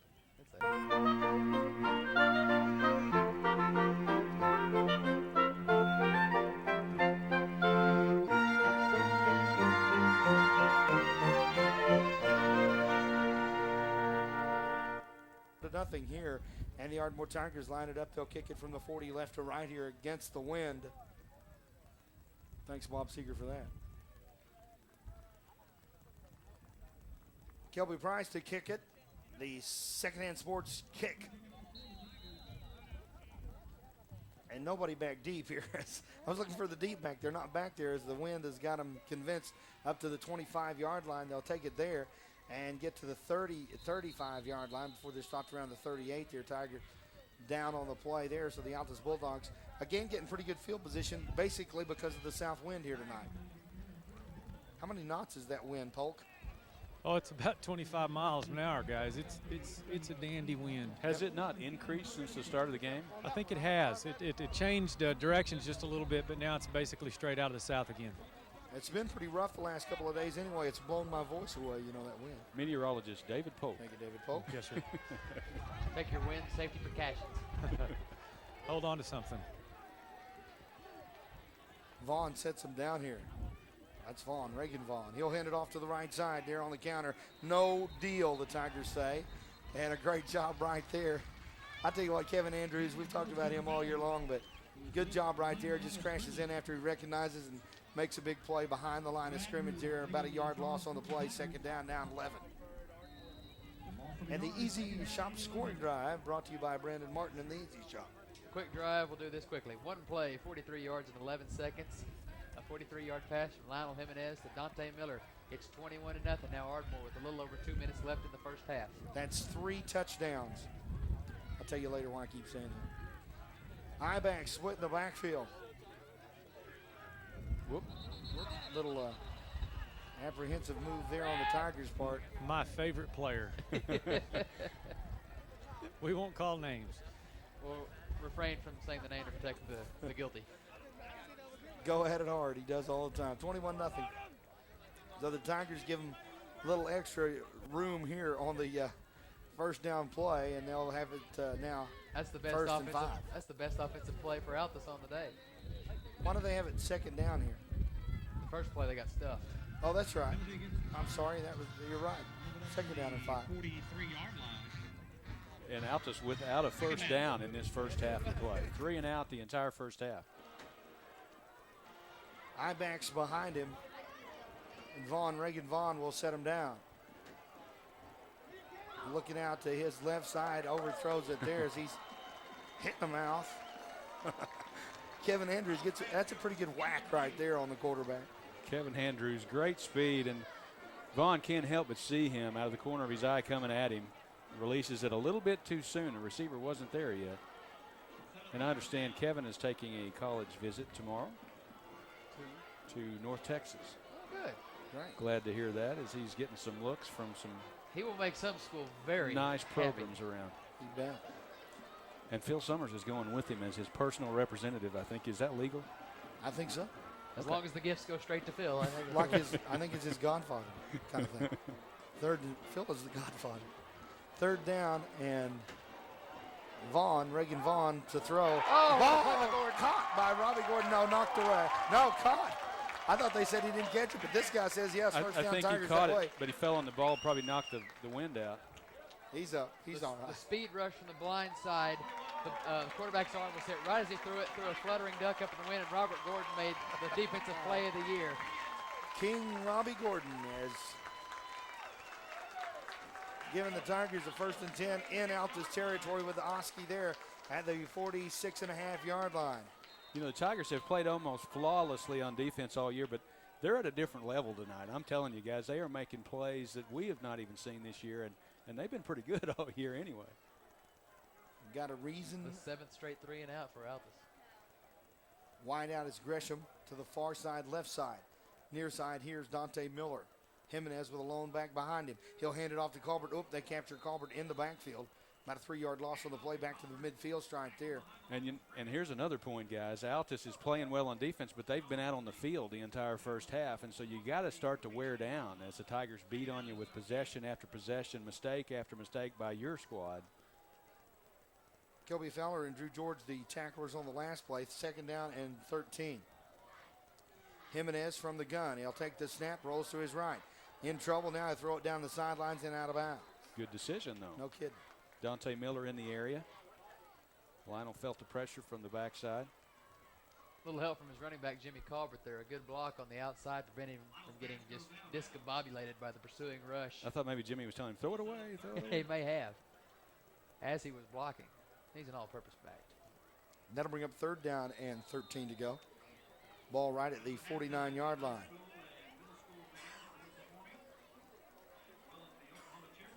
I'm going to be interested to see the halftime statistics.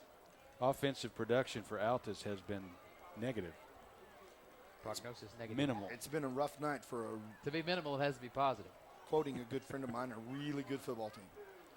Across the middle right here, they slip it to Brian Booker on the slip screen to the 40, 35, 30, 25. Keeps running into the 23-yard line. The double B, Brian Booker on the play right there. And, man, when he catches it, he makes some people stand up. That's exciting right there for Booker picking it up. 1st down, Tigers inside the 25-yard line at the 23. Brian Booker, we try to talk about him as much as we can. He's only a junior. Next year, you're going to get a healthy dose of hearing just how good this kid is at football. I mean, he's great at basketball already. People already know that. But as a tight end, 6'3", 210 pounds, he's only going to get bigger. He is a specimen. He will make some Division I school just drool all year long next year. Dante Miller wide to the left. Jimenez moving him around now from the gun. He'll take the snap. Looking down the field. No, right side. He'll find Gresham there. 20, little button right there. He catches it inside. Now a little hitch pattern. Got the ball inside the 15. He's out of bounds, at the 13-yard line. That'll be enough for a Tiger 1st down. Well, Coach Lloyd really mixing it up, too, just dumping it here and there. How many weapons do the Tigers have? I think they've touched them all at least once in this first half tonight as they just continue to just circulate that ball to everybody on the roster. Thank you, Philip. 43 seconds remaining here in the first half. Tigers looking to score to go into the locker room. This is a huge series right here for Ardmore. It's huge for Altus. I'm telling you. Well, it's the other side of huge for Altus. Jimenez throws it. Intercepted in the end zone there. And this guy could go. Nope, he's going to be turned back, and Jimenez is going to be the guy to tackle him. And that will be at the 35-yard line. Boy, just as you talk about it, right there, Lionel in trouble. Got to get the ball, and the receiver, I think, is Gordon met a little traffic there in the middle of the end zone. He actually loses his feet down there, looked like to me. And so the pass easy to intercept there as they come back through. At the 38-yard line is where they'll spot it. Bucky Buxton there with the interception. He sure was happy to be down 21-0. He did a lot of celebrating after he picked that ball off. Trying to do something to get his squad fired up. Sure. That's their best offensive play, and it came on defense. 31 seconds for them to do some stuff here for the Altus Bulldogs. The Tigers up 21-0. Right before half. In motion. Back to throw is Reagan Vaughn. He'll throw it down the field. Incomplete. They're going to call roughing the passer, I bet you. That's the flag right there. Brian Booker's pleading his case. David Polk is on the sideline.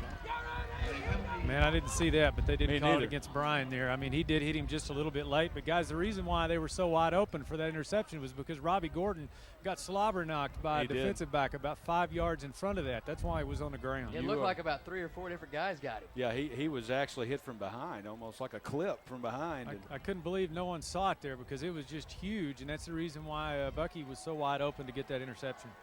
The officials are trying to keep the radio audience tuned in here. Exactly. They don't want to blow out. The Stortson Sudbury Sideline Report brought to you tonight by Dr. Stortson, Dr. Sudbury. hey, that's a first down, family guys, Dentist. on a penalty. One. I think that's what Brian said when he got up. He said, hey, Vaughn, Reagan Vaughn, I'm going to do this a couple more times. I think when you disrupt the pass to the level that he did, where it wasn't even close to complete, that's not roughing the passer. This one across the middle, and it's going to be a little too high as Vaughn a little too excited to see Mr. Booker back there again. Brian goes right back to it. Brian says, okay, you got me on Okay, that one, but I'm just watch going to keep this. knocking you down Yeah. as much as possible. See you in a minute. I'd be looking for the double eights if I were you. Second down, 10 to go, 46-yard line. Problem is, if you focus on the double eights, here comes 6'5" from Exactly. the line side to Or knock you to 33. next Thursday. 33 or 30 or 30. 20 or 21. I mean, Somebody's going to come up and tag you. they got some missiles out there for the Tigers. Reagan Vaughn back to pass again. This time he's rushed. And Kevin Andrews on the rush. He gets away from him, but then Maurice Booker runs him out of bounds right at the possession arrow over there. Altus is not able to get their passing game in sync, though. Too much pressure, too much penetration from the Tigers. Vaughn running for his life. And they have not looked very crisp. Third down, a 9-yard play coming. Actually, 9 and a. Can we say 9 3/4 without sounding silly? No. Okay. When has that ever stopped? Oh, exactly. I was waiting for you to say that. Tony Salafia out to the left here. I just want to say his name. Reagan Vaughn throws it down the sidelines, and that's going to be well out of reach of anybody, including the intended receiver and the defensive player back there. 7 Fields, seconds. and we've got 7 ticks on the clock now. Tigers up by 3 touchdowns here at half, 21-0. That's 3 touchdowns just before half. And that will bring up a 4th down and long 9 to go. Ball at the 45, 46-yard line this time. But with the wind at their back, they can sure handle the Hail Mary from this distance. This possibly the best half of defense I have seen in a long, long time from any high school team at any level, anywhere. One first down for Altus in the first half, and that's on a penalty. I don't believe Reagan Vaughn has time to throw a Hail Mary. Ball There's out of another the flat one, to Taven. Nice job there as he stretches to get it down at the 34-yard line. And that's our 32-yard line, and that'll be a first down, but that's the end of the half. It is 21-0. At halftime, the Ardmore Tigers lead it by 3 touchdowns. And we will be back after this. It's the Mercy Memorial Health Center halftime show on the way at 97.7, the big station.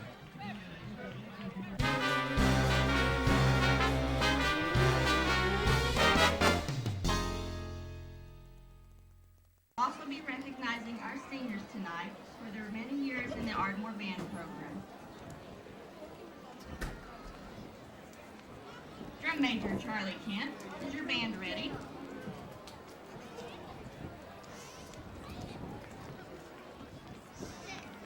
You may begin your performance.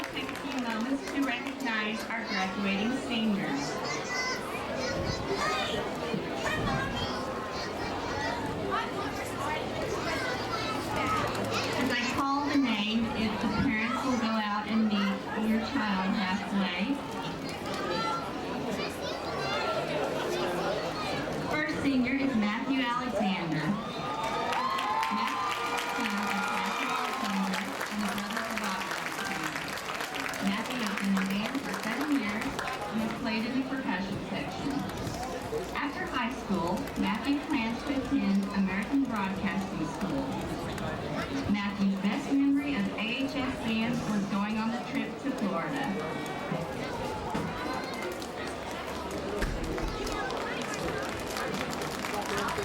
Our next senior is Daquan Anderson. Daquan is the son of Danny and Sharon Anderson. Daquan has been in band for 6 years and plays the trombone. After high school, Daquan plans to attend college somewhere, hopefully to play his trombone and to play basketball. Some of Daquan's best memories of band are when we went to the Gator Bowl and the Altus Bowl, and that we won the Conowall contest all 4 years since he was in high school band. Daquan wants everyone to know that this year has been his best year in band. It has been fun playing my instrument, marching on Friday nights, and competing in contests.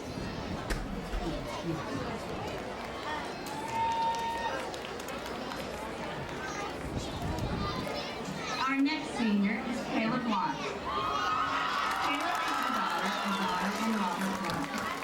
She's the sister to Billy and Andy Duncan, and the aunt to Kristen, Adriana, and Miranda. Kayla has been in band for 7 years and plays the clarinet. She has also served as section leader over the clarinet and has won the Director's Award during her 8th grade year, Outstanding Junior, and the biggest band nerd for 2 years in a row. Kayla plans to major in dental hygiene after high school. Kayla says her best memory of the AHS band was the trip to the Alamo Bowl. Kayla wants everyone to know that band has been the best thing of her high school career. Everyone in band has made a big impression on my life and who I am as a person. I love you all and will miss you very much.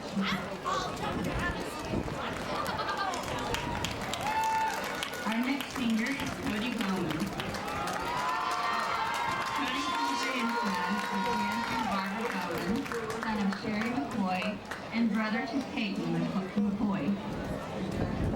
Cody has been in band for 7 years and plays the trumpet. Cody served the band as band president and section leader over the trumpets. Some of Cody's honors in band include 4 years in the Southeastern All-District Honor Band and making it to the second round at All-State tryouts for 2 years. Cody plans to attend college after high school graduation and to major in music education. Cody's best memories are the band contest at Conowall and of all the people he has met through band. Cody states, I have enjoyed the years through high school band. Without it, I don't know where I would be today. Our next senior is Jason Carnahan. Jason is the son of Michael Carnahan and the brothers of Lauren and Tyler. Jason has been in band for 7 years and has played the clarinet and the saxophone. Jason serves as section leader of the saxophone section. Jason's honors include being selected to the Southeastern All-District Honor Band for 2 years and for making it to the second round of All-State auditions. After high school, Jason plans on getting leadership training with NOLS and then to attend a 4-year college to get a degree in music education. Jason's best memories of band are of all the people he has met and the fun we have had at Conowall Marching Contest. Jason states that it has been a great privilege for me to perform with such a dedicated group of people. Our next senior is Kyla Franklin. Kyla is the daughter of Lisa Cannon. Kyla has been in band for 7 years and plays the trombone. Kyla served as section leader over the trombones in 2004 and as an honorary drum major in 2005. After high school, Kyla plans to stay here for 6 months before going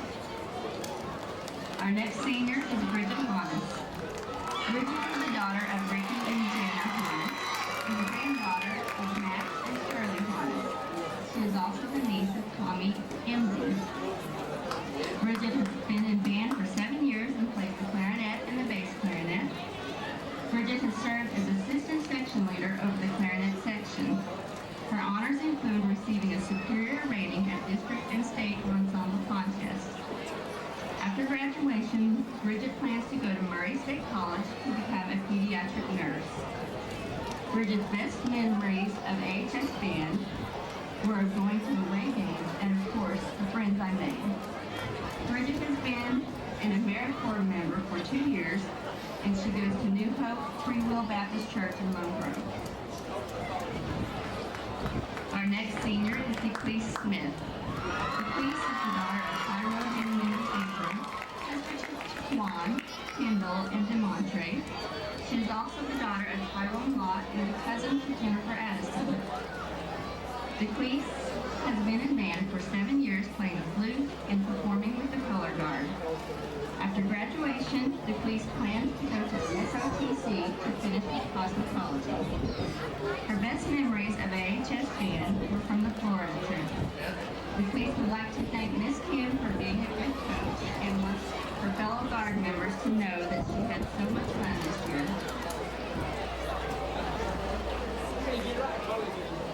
Our final senior is Sarah Spain. Sarah is the daughter of Susan and David Spain, Caleb and Rachel.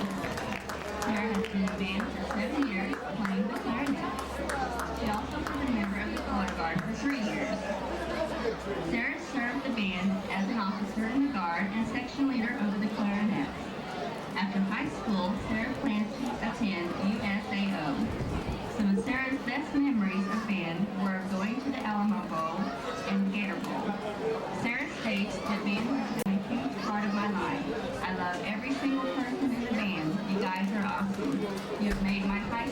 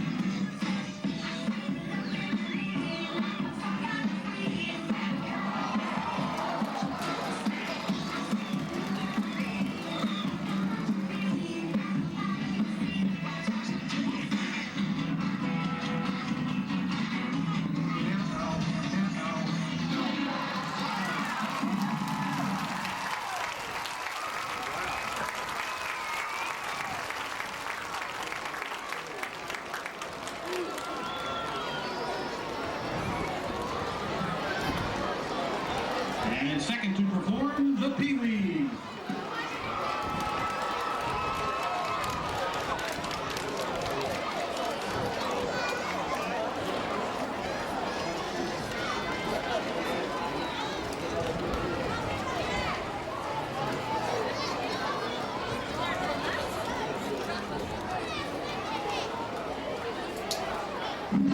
And now, a feature presentation.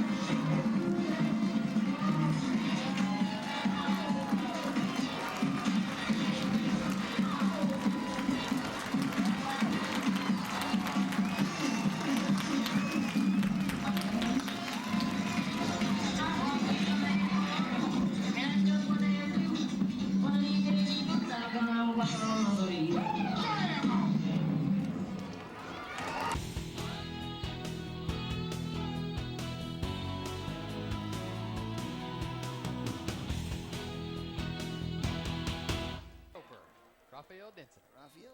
Well, this Taj team, Johnson was going by Arturo back then, wasn't he? Secondhand sports kickoff is underway here. Kelby Price, he'll kick it to the short back right at the left side of the field right there and push down of bounds about the 34-yard line. We appreciate you guys joining us and keeping us tuned in for the Mercy Memorial Health Center halftime report.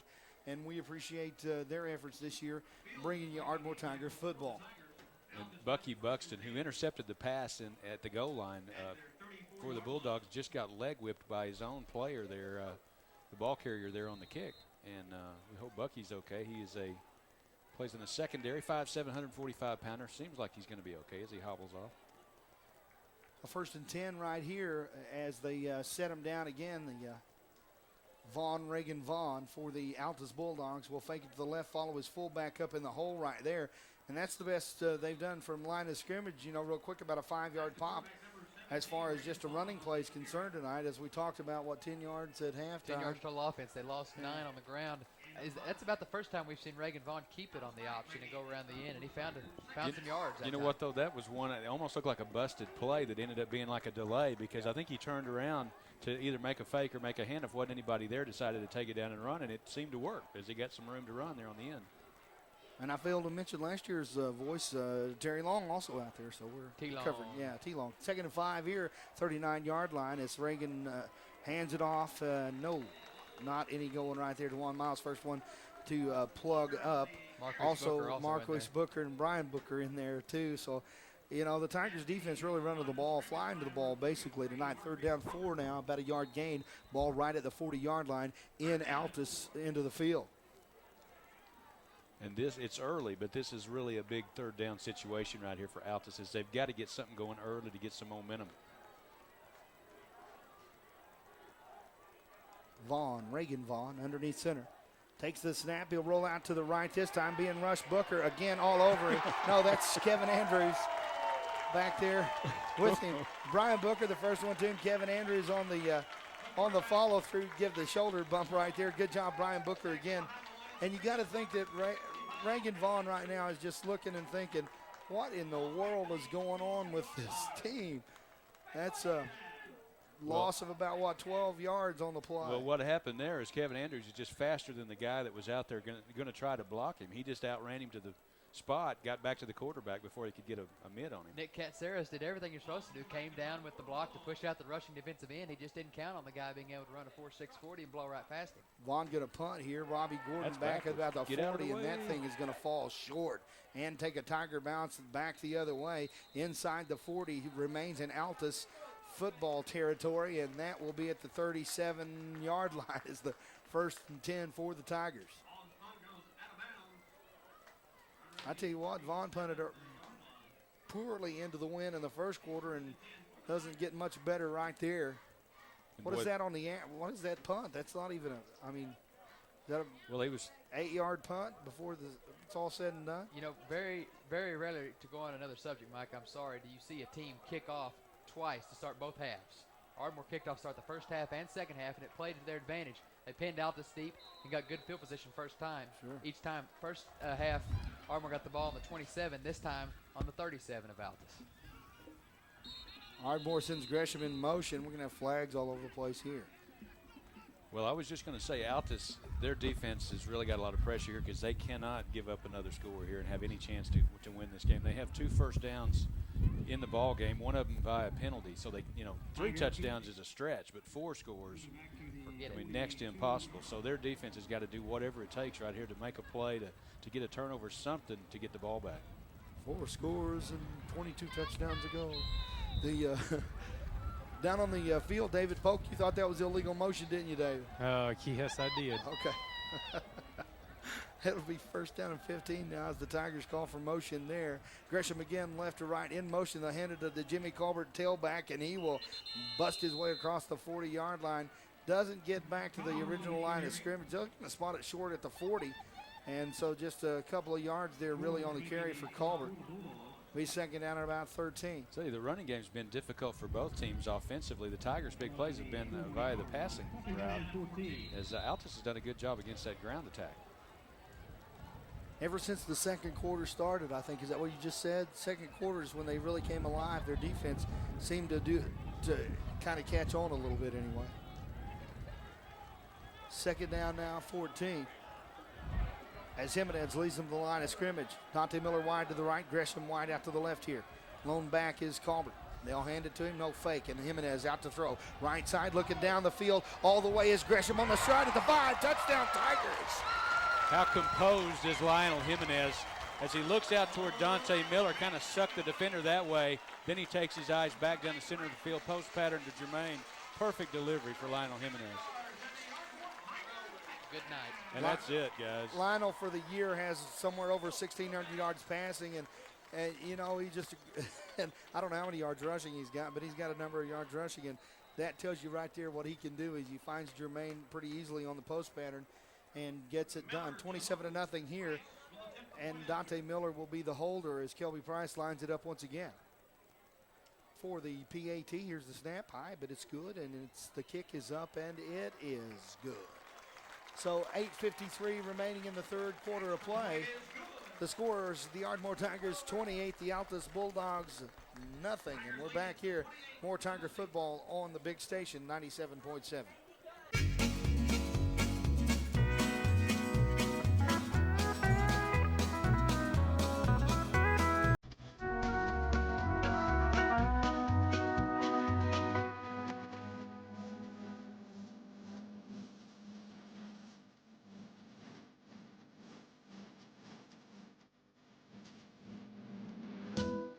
The Ardmore Tigers rocking the Altus Bulldogs in the championship district championship game here tonight.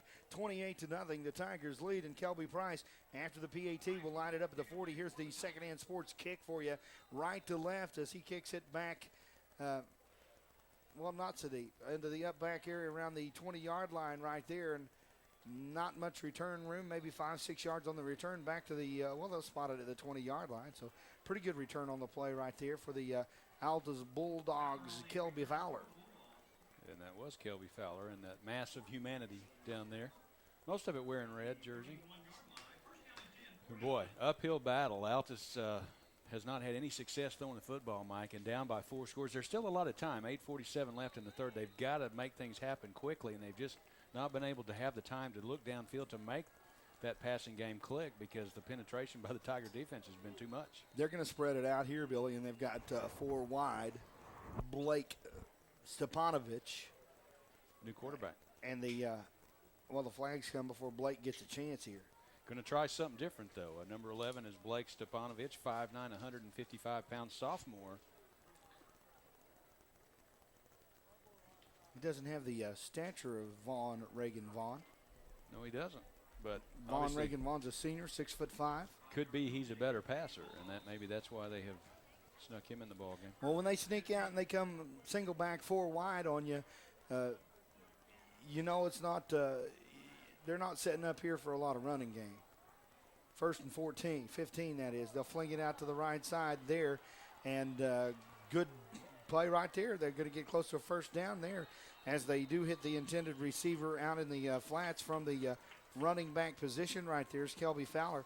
And Kelby just lowers his shoulder and gets the rest of it right there across the 40 to the 42. That was a little sideways throw to the sideline there that Brian Booker just almost got a mid on. Well, let's check the Easy Shop scoring drive with Brandon Martin. Another quick one for the Tigers. 2 plays, 37 yards in 55 seconds. Statistical anomaly here due to a penalty. It was a 40-yard touchdown pass from Jimenez to Jermaine Gresham. I believe that is their second 40-yard touchdown of the game. Ardmore leads 28-0 with 8:18 left here in the third. Quick hit out to the left side this time, and not much room at all right there as the Tigers close on Tyrese Flagg. Stepanovich, the quarterback, little younger quarterback. He's the sophomore quarterback, and he's in to throw. Apparently, 2nd down 10. And he's not very tall, and the Tigers have come close to swatting the ball away a couple of times. He's listed at 5'9". Well, how often do you see this, Billy? How often do you see a 6'5" guy at quarterback get replaced for a passing game by a 5'9" guy? Well, he's thrown it sideways twice. It doesn't happen. They're trying to get the Not guy very out often. wide, but Exactly. that's going to be tough. 2nd down 10. 2nd down long 10 here. Stepanovich gets the ball from the gun, looking to the outside, and he throws it, and Robbie Gordon catches it. Second interception for Robbie Gordon. And King Gordon. King Gordon is going to be the Oski King before the evening is over with. As you were correct, sir, his second interception of the evening at the 44-yard line. The Tigers will have it there, 1st down and 10. Welcome to big-time 5A football, kid. I'm the king. Yeah.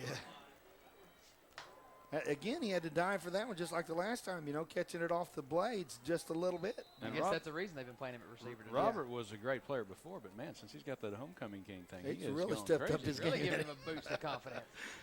And they say homecoming just takes the players' concentration away. They'll break out of the huddle with Dante Miller wide to the left here. Gresham out in the slot, or flex out to the right there. Underneath center, Jimenez, and they're going to hand it. Nope, they fake it to Jermaine and looking down the field. Dante Miller by himself, but the ball can't. Too much of a crowd there for Jimenez to get it away right. Dante was all by his lonesome at the 20-yard line. What about that footwork, though, for Lionel Jimenez? He had to duck under Nick Walker, and if he'd have had another half a second to make the throw, but a lot of guys would have got sacked there. He's able to just duck his shoulder, duck under the tackler, and have the vision to see downfield to at least attempt the completion. Just a little bit low with the throw. It'll be 2nd down and 10 now at the 44. Lionel's just a fun guy to watch play football, isn't he? I've He's enjoyed all it. missed out. He has another sense. He knows when the guy's coming from behind and from the blind.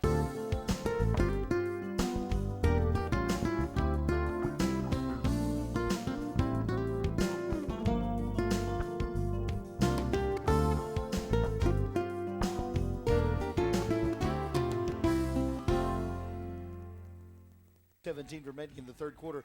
The Ardmore Tigers take a 35-0 lead on a Keith Todd touchdown, and that will give Kelby Price a chance to kick it off after the PAT. It is a booming kick in with that win. Clean out of the back of the end zone, and the Altus Bulldogs will have it at the 20. Kelby's doing a good job with that win back there. That's what you do, kick it out of the back of the end. That's the way the Tigers started the ball game. And he's been able to do that. Secondhand Sports long kick right there instead of just a kick. Kelby's just a junior. He'll be back to kick again next year. Kick and kick again. Wow, what an impressive outing tonight. And we get to do it again next week. I'm 2 for 2 for the Dr. Pepper bottles. I just told them to bring them. I'm looking at one laying outside the Oh, trash really? can there. Okay. First and 10 right here for the Bulldogs.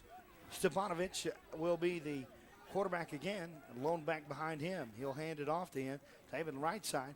Going to be bumped up pretty quick there, but about a 3-yard gain as there is a pretty good hole in the line right there. So give him 4 yards as he keeps his legs moving up to the 24-yard line.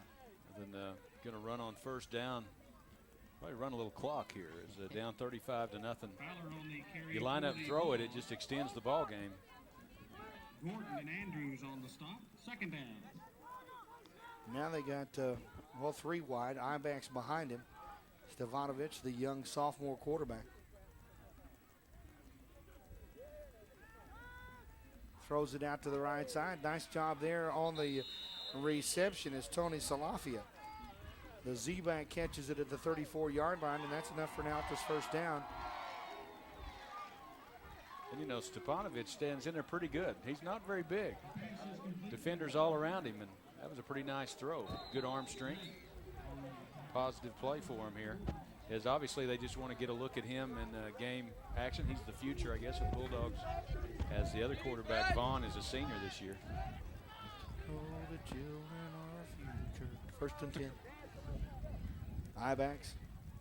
Stefanovic takes the snap, runs down the line. Kevin Andrews says, no, you're not. You're not going to do that. Kevin steps up there and makes a huge play right there. Well, if Kevin needs a tape to take tomorrow, just take the game tape from this one. Exactly. This is like a highlight reel for him. You know, Reagan Vaughn has not been back in the game since Kevin sacked him way back. He punted that ball, and he's been out ever since. Well, that's what I was going to say. He came back and he punted, and then he disappeared, and we thought maybe they were just putting in a throwing quarterback. Well, but he limped back on the field to punt the ball. So I think probably he took a pretty good shot there from Kevin when he put him down. Daniel Taven back in the ball game. He'll play wide receiver this time, so you got to watch for him. 3 wide to the right, Taven wide out to the left, and the left guard is going to go about 2 or 3 minutes early. You know, you mentioned Kevin taking a tape down to North Texas tomorrow. North Texas may not want a tape to be made. They may want to keep the lid on Kevin Andrews and get him down there before some bigger programs find out about him. I'm afraid the lid is off, though, Brandon. It's too late. If it's not, it will be by the next 4 games, I'll tell you We that. got the Oklahoma City media here tonight, and they have followed the Tigers. They were in MacArthur, I think, weren't they, when we were in Lawton? The word is finally out in the Oklahoma City area about the Ardmore Tigers. Took a while. Alta's going to break the huddle right here. What's happening to David? He must be walking. I-backs behind him, and he's back to throw. Stefanovic down the left-hand side right there.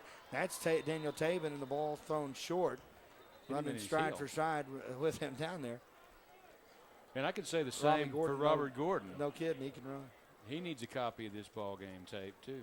He's the king. And the king can run. Second down now, and Love County about, it's going to be what, second down and third, 20-something. David, was that a block below the waist? Yes, it was. It was a chop block, and he got it. The white hat called that immediately. So they had that against us quite a bit a week or so ago, and at least the officials are paying attention to it tonight. See, I thought you were going to say they had it against us quite a bit over there last year, because that's some of the things that kept the game going into extra innings last year, if you'll recall. It was a long night over there. Yeah, so it's second Thackerville now. See, I got Love County out of it. I didn't. Well, it is South Thackerville. Love County. You're right. It is Thackerville. Underneath center against Stefanovic, takes the snap. Quick hitter across the middle right there. Ooh, it was that there. Could have been a big play right there to the big fullback, the bruiser Nick Walker, 6'1", 220, weighs what, 250. And incomplete pass will bring up third down now and 20 plenty. That was a good play call, though, as it was there, just didn't get the execution it needed. 8 seconds left in the third quarter, guys. Got the ball on the 13-yard line. Need to get to the 44-yard line. About 21 yards there. Or 25 yards there. Stefanovic, quick pitch to the left side here. Not much running room right there. Spins out of one would-be tackler, but too much pursuit for him there. Kelby Fowler, the ball carrier, That is the end of 3 quarters of play. The Ardmore Tigers are up 35-0 as we go to the 4th and final quarter. You're listening to Tiger Football. Tigers 35, Bulldogs nothing on 97.7, the big station.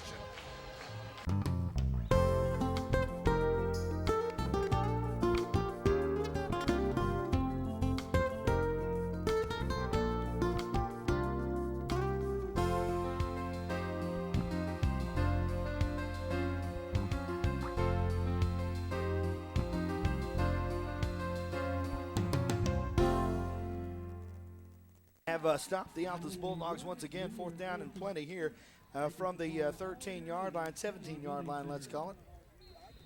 They will be punting now. Reagan Vaughn inside his own 5.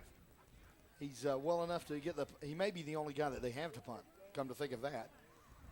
And Robbie Gordon way back deep at the 30. Great punt, sky high. It's going to take a bounce, and Gordon's going to have to chase it down here. He does, back to the 15-yard line. 15, now he'll have to turn around there as the sideline blocks him, and he's not going to get much yardage out of that. At the 17 is where they will tackle him, and you got to get that one fellow's name in there, Drew George, guy with 2 first names, doing a great job on the special teams for the Altus Bulldogs. Hey, Mike, I got third quarter stats, and I know there's some people in the stands wondering how many yards Altus has. They have 64 yards on 42 plays. Tigers have 345 yards on 37 plays. Wow. And Jimmy Colbert has 98 yards rushing. So Brandon was really close while ago with his guesstimate. Missed it by that much. Would you believe 98? 1st and 10. The Tigers at the 17. He'll get 100 here pretty quick, I would. I-backs behind him, that's right. They're going to hand it off to Colbert, and, well, he not on got that a yard. Still at He's 98. 1 yard away, maybe. No, they give him a yard on it. We got the hometown stat man. Yeah, 3rd down He'll and have 99 after 9, yeah. The game safely put away. I saw Marion Russell leaving with his radio on, so obviously he feels like the game is over. If the telephone man gets up, it's in the book. The telephone man has seen enough. 11 minutes here on the clock in the 4th quarter. 35-0. I was going to say you probably had to get up early and go to Norman, but I guess not tomorrow. Huh? Nope. Just going to get Gets up a early day and off. do nothing. I-backs behind him, and Jimenez will take the snap, hands it off to Kate Todd. He's across the 20 to the 21-yard line. So kind of a bruising play right there for the Tigers. Keeping it on the ground and keep it moving a little bit, about 2 yards on the carry, 3rd down now at about 7. Tigers just trying to run that clock now. They've got the thing put away and don't want to get anybody injured and take the clock, pick up a 1st down or 2, burn some clock. Tigers coming into this thing, averaging about 41 points per game, giving up 7.4 points per game, I think. And, you know, you got to think this team, they're about to go 10-0 here, and there's not too many people in the class that can't think Ardmore's the best team in the state. I mean, they may think that, but they may be wrong. There's That's one all guy there is in to it. Oklahoma City that thinks that. Yeah, but That's Andrew about it. does not count. He does not. He can't count either, by the way. He's a great rider, but he probably can't count. Absolutely. You know, guys, it really doesn't matter because all you got to do is keep winning. That's right. They're all wrong. You win 4 more, and no matter what anybody says, Remove you're all done. doubt. Yeah. So when will we find out the opponent? Monday? It's probably going to be Carl Albert. Go home tonight and If you look at that. and check your internet, check out the scores. Yeah, right. Listen. Right now, I think Carl Albert. I don't think anybody can catch him in 4th, and I don't think they can get above 4th. So Yeah, they're stuck at 4th. That's what I think they were stuck a week ago. yeah, So Gary Rose and the Carl Albert Titans. Is that correct? Yep. And we've certainly seen them play here before. Once again, we'd like to remind you See, about the Ardmore what about the Tiger backs that they've brought down here? J.D. Reynolds, of course, still cafeteria. running Santee it. Jackson and Santee Jackson, Johnny Bazell. Johnny Johnny Bazell. Bazell is the one I remember. He literally beat Ardmore by himself. There was no deception. They'd line him up 1 yard behind the quarterback, give him the ball, and we couldn't stop him. They had Landon Cordray at quarterback, Santee Jackson, and Johnny Bazell, and those were the 3. They didn't attempt to pass all night long. They didn't. It was a quick, ugly game. Coach I guess Rose if you're going to have an ugly game, a quick one is good. Coach Rose, one of those coaches that's always been able to coach to whatever his talent is, you know, and certainly did that year because they changed up their pace a lot for Johnny Bazell. They've got Reagan Vaughn guarding Jermaine now. Good luck, Mr. Vaughn. 3rd down and 7 from here at the 22. Jimenez sets him down. I-backs behind him. He'll counter back to left side, and not much running room right there. The Ardmore Tigers, that's going to be Dominic Williams, I believe. Is that 19? Yes, Yep. it was. Dominic Williams on the carry. We're going to keep it conservative, burn some clock, guys. That's the A couple of yards maybe. 4th down and 5 now. Let's give him a few yards on the carry. And bring up 4th and a long 4. Stephen Lee will punt from the 10-yard line. The snap is good, and here's the kick. Hand over end kick. Well, that wind has just devastated the punters tonight. It's hard to get that ball to turn over, isn't it? Yeah. You kick them south. Kirk Lube King is back to catch the ball and doesn't even get close. It'll be at the 45-yard line, and that'll be 1st and 10 now for Altus.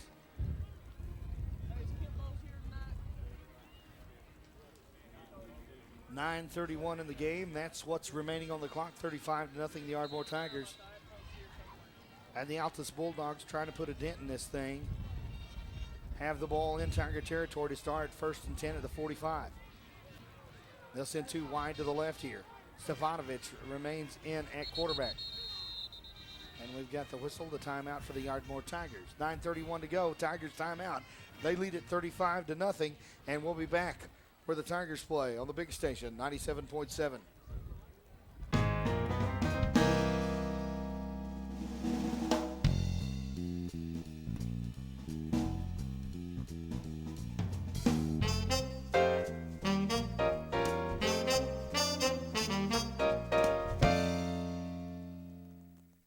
.31 to go in the ball game. 35-0. The Ardmore Tigers with the lead here, and the Bulldogs will have it 1st and 10 at the 45-yard line in Tiger territory. Stefanovic looking to throw right side, has a man there, overthrows everybody. Stephen Lee in coverage, and that'll bring up 2nd and 10. Tigers do a great job getting their hands up on defense. If you're not going to get to the passer, just get your hands up. And again, we talked about Stepanovic only being 5'9". They have disrupted his rhythm throwing the football. Just even when they don't get to him, they've got the hands up in the air.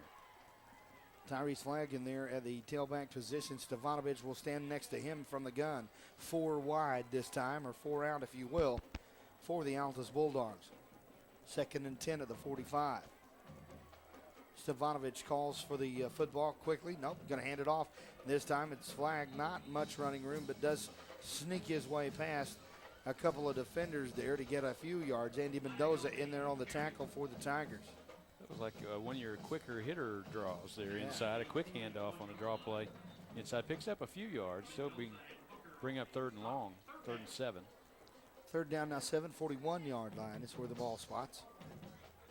And obviously Altus will be in 4-down territory regardless of what happens here. Preston Runyon sits wide to the right. They've got 4 out again. And Stefanovic will call for the snap. Left side, oh, he's going to be tackled hard right there. Fields puts the hat on him. Bo Talley got there. Bo Talley dragging him down too, yeah.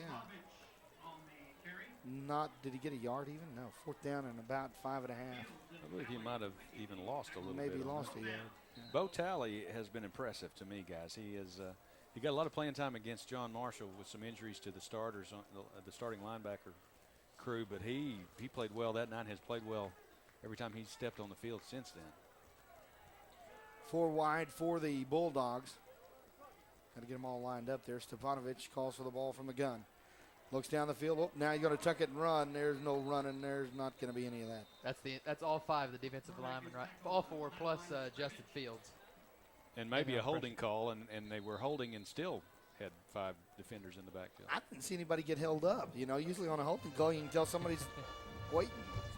David, what's the deal? Oh, it was a chop block below the waist. Pretty poor. It was, ineffective chop block. Well, he made an attempt to do it. He's just not as big as the guy that's running over him. They're just tired, guys. They're worn out. Altus is worn out, and the Tigers are just teeing up now and hitting them. And a lot of substitutions are going to come in now, and a good round of applause for these starters. Man, this is as good a defensive effort as you will see. And it's not like Altus has thrown the offense Chickasha tried to throw at us, with basically quarterback left, quarterback right. They've tried to mix things up. Nothing's worked. Ardmore's been ready for them at every turn. And Altus is a good football team, guys. They've got a great defense. In the playoffs, they're a scary team because they play defense well enough.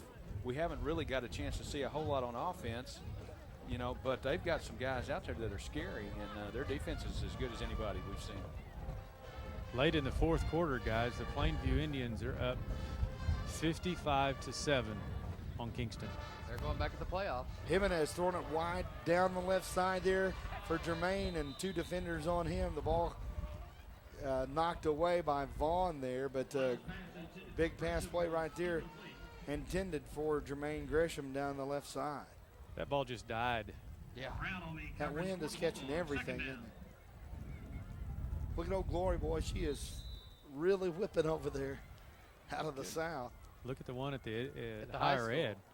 That's the biggest one in town besides the bank out west of town, and it's straight as a board, pointing north. The Tigers don't have that many subs in. They're all wanting to play. Lionel going to hand it off deep there. Dominic, he's going to be tackled. Face mask, I believe, right there. And that will put the Tigers in forward motion here after they lose a couple of yards on that play. I think that's going to be the big one. Took him all the way down with it, didn't he? Dominic Williams, the ball carrier. 7:45 left between the Tigers and a district championship. An undefeated season, regular season. A well-deserved district championship too. Not a close championship, but they have played effectively against everybody. That Lawton MacArthur game, the biggest challenge, and that's mainly from the weather. It's in their schemes a little bit overnight, and they still went back. And it worked a little bit initially, but then Ardmore turned it on in the second half. Second down and 10, and Lionel Jimenez hands it off to Dominic Williams. He keeps his feet moving through a crowd right there. Going to break through, pass on through to the other side there to the 49-yard line. He's about a half yard shy of the first down marker, and boy, that's great second effort by Dominic Williams. And he's just a sophomore. Can you imagine how tough he's going to be to bring down by the time he's a senior? I just remember you saying that about another 19 not too many years ago. I was know. just sitting here thinking about that when First you said time are you talking about Roy? Roy Roberts. First time I ever saw Roy, he went like 80 yards as a freshman. Went every direction, looked like a little Joe Washington on that carry. And you just knew he was going to be special, and it ends up he's at Tulsa University now. Being special still, yeah. Dante Miller wide to the left. They'll hand it off up the middle, and not any running room right there. Boy, the Altus Bulldogs doing a good job. That's going to back them up a little bit. Let's say about a yard there. Fourth down now and about 2.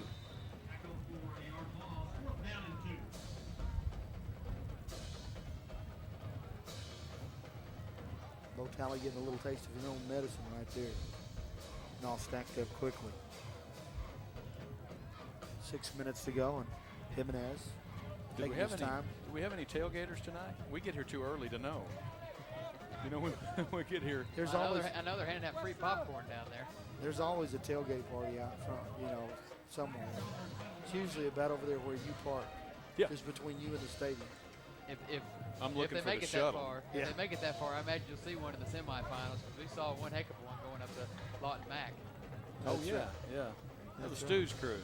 Yeah, and over at Jick they had the big Stu's crew. Stu Cruiser. Hey, they even brought it back for last week's game here at home. They did? Yes, they did. They set up out in the parking lot, and there was probably 45 people over there having dinner before the game. I think they'll let them just park right down there by the field house and just keep it right here. It's great fun. 5:59 to go here, 35-0, the Ardmore Tigers. And what was touted as the championship of the district, or not touted, it was the championship of the district, is the championship of the district. So the Ardmore Tigers are going to win this thing, go to 10-0 in the season. Perfect regular season for the Ardmore Tigers. First one since, 92? Yeah, 92.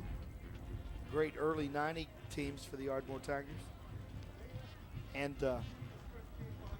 going into the playoffs, they'll play the first week here, the second week here, before they go to the neutral location in the third week of the playoffs. What would be the semifinals in Class 5A. That's what we're looking for anyway. 4th down and 2. Jimenez, high backs behind him. Long snap count here. Watching the clock tick down. 3 seconds on the play clock. Takes the snap. Hands it off to Dominic. Dominic, first down. Gets him 5 yards right there. Dominic hits the hole very quick right there. Dominic Williams doing a good job. Gets up in the hole and then makes an adjustment to get him an extra 2 yards and the first down to the 46. You know why Lionel is so good and such a good leader? When something good happens like that first down, he goes and congratulates everybody else that's a part of it. Takes no credit himself, just pats everybody else on the helmet that had a part in that. Jordan Gary's into the game now. They finally got Lionel out. Jordan, I-backs behind him, and Gary hands off to the right side. But you're right, Billy. He's been that way the whole year. From the very first play, that's the way he's been. He's been the Ardmore Tigers' biggest cheerleader. Well, you know what I remember, David? I think you said something about, I believe it was at Ada. There was a misconnection where he and the wide receiver weren't on the same page, and there was a timeout called, and he went over to him, telling him basically, hey, that was my fault. Let's try it again. We'll do it right next time. You know, and from that point on, it's been such a great field general for him. And it all trickles down from the top, like you said. Quarterback's got confidence. Quarterback makes smart plays. It goes down to everybody on the offensive side of the football. Stanton St. Clair wind out to the left here. Jordan Gary underneath center takes the snap, hands it off to Dominic. Left side, Dominic scrambling for a couple of yards right there. He'll have to. I had to tell you guys something about Jordan Gary. We got a card in the mail the other day from Jordan's parents talking about how great it is, how we work well together, and they really enjoy listening when they get a chance to. So there you go. I told them I'd tell you, and I forgot about it. We've got one fan out there then. Yeah, well, 2, yeah. Well, 3. I mean, Landon. Sure. Oh, yeah. Maybe Lauren. If she's Maybe like Lauren, yeah. Yeah. She's That's 4. There's 4. So. Good deal. That's a record. 4:18, and the clock ticking here. The Tigers 3rd down, 7. Ball at the 42. I-backs behind him. He'll take the snap. Gary rolls out to his right on the boot, and it's not a pass. He's going to take it all the way, and Jordan Gary across the 40-yard line gets down to the 38. Going to be about, a yard shy of the first down marker over there. Good to see him getting out there and just running, taking some of that punishment. 4th down and 1 yard to go. And the Tigers, 3 minutes and 39 seconds from a huge celebration here at Noble Stadium. Want to help us tomorrow join all the teams that can talk a lot about. There we go. Jordan is going to take it right up the middle, and Jordan Gary gets the first down inside the 35, now at the 34. I was going to invite you to listen tomorrow morning to Coach's Show at Prairie Kitchen, Phil Tabor's place in Ardmore. The Coach's Show every Saturday morning. We're going to do it this coming Saturday and then the next Saturday, and then we'll make a decision upon where the people are in playoffs. If they have to travel a lot, we won't do one that following Saturday because, it's hard to have a Coach's Show if the coaches are 900 miles away. Yeah. But anyway, tomorrow, certainly join us at 8:30 in the morning. Terry Long will be there. Come on out and watch him eat. That's an entertaining event as it is. So, I've seen anyway, that. Yeah, it's just it ugly. Ain't that great. Yeah, it's just ugly. Dominic Williams, right side here, gets up in the middle now across the 30-yard line. And a good job right there running in traffic for Dominic Williams. Special bunch on this team. I'm telling you, we talked about Austin Williams earlier, Mike, and I had 3 people that came in my office this week that asked me about his injury. And this is a guy that he's one of those all-heart players that kind of a crowd favorite because they saw the effort that he put into it. But if you think you're not having an impact on the community, when a guy like that goes down with injury and everybody's concerned, start of the season probably didn't know who Austin Williams was, but he has earned respect in this community. And I had a bunch of people this week asking me, is he going to be back? Dominic, hit hard right there as he gets to the line of scrimmage. Dominic Williams on the carry. Tiger just playing clock right here, running it down. And that's when I tell him to call David Polk because David's the only one that really knows about the injuries and all that kind of stuff. David lives out there in the home of the Ardmore Tigers They have a cot for him in facility, there. don't you? No, that is not right. Well, We he just have lives FCA. with. Yeah, that's what I was going to say. He lives with the youth out here. We have FCA at the house on Thursday nights, and they're always there, and you know, so I keep up with them that way, and you know, just a good bunch of kids. I mean, as I look, the guys that are carrying the cylinders with the noisemakers, Dylan Bob, and then those baseball guys that come out, and the Harris brothers that are out here all the time. It's great for the community and great for our school. Quick pitch this time, and this is Dominic again. And can't get to the corner right there as the Altus Bulldogs on the chase.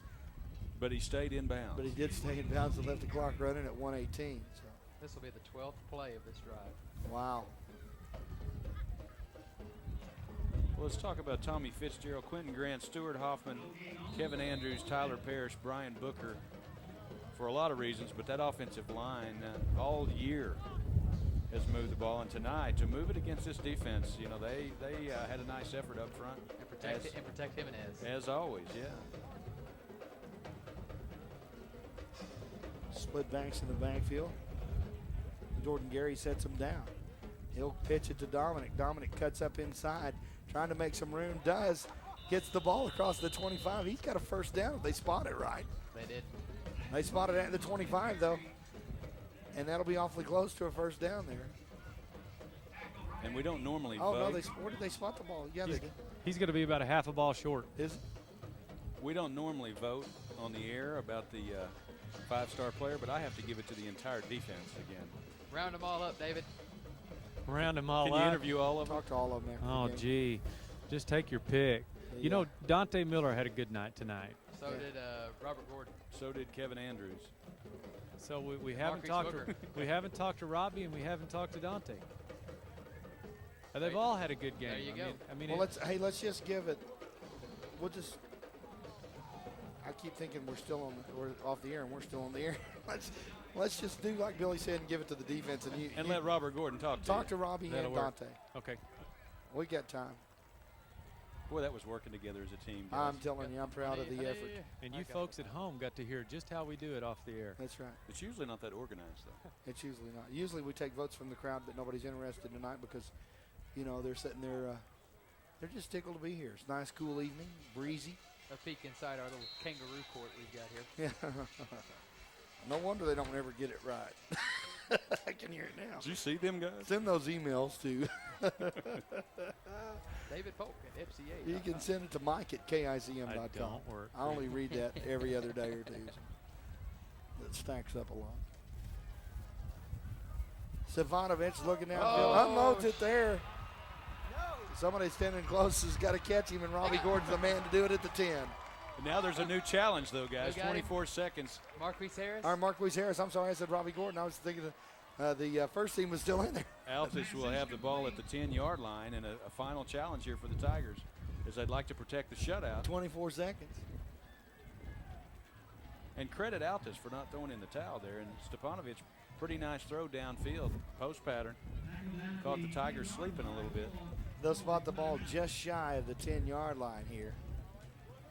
I heard somebody close to David Polk on his microphone saying, uh-oh. They saw it developing.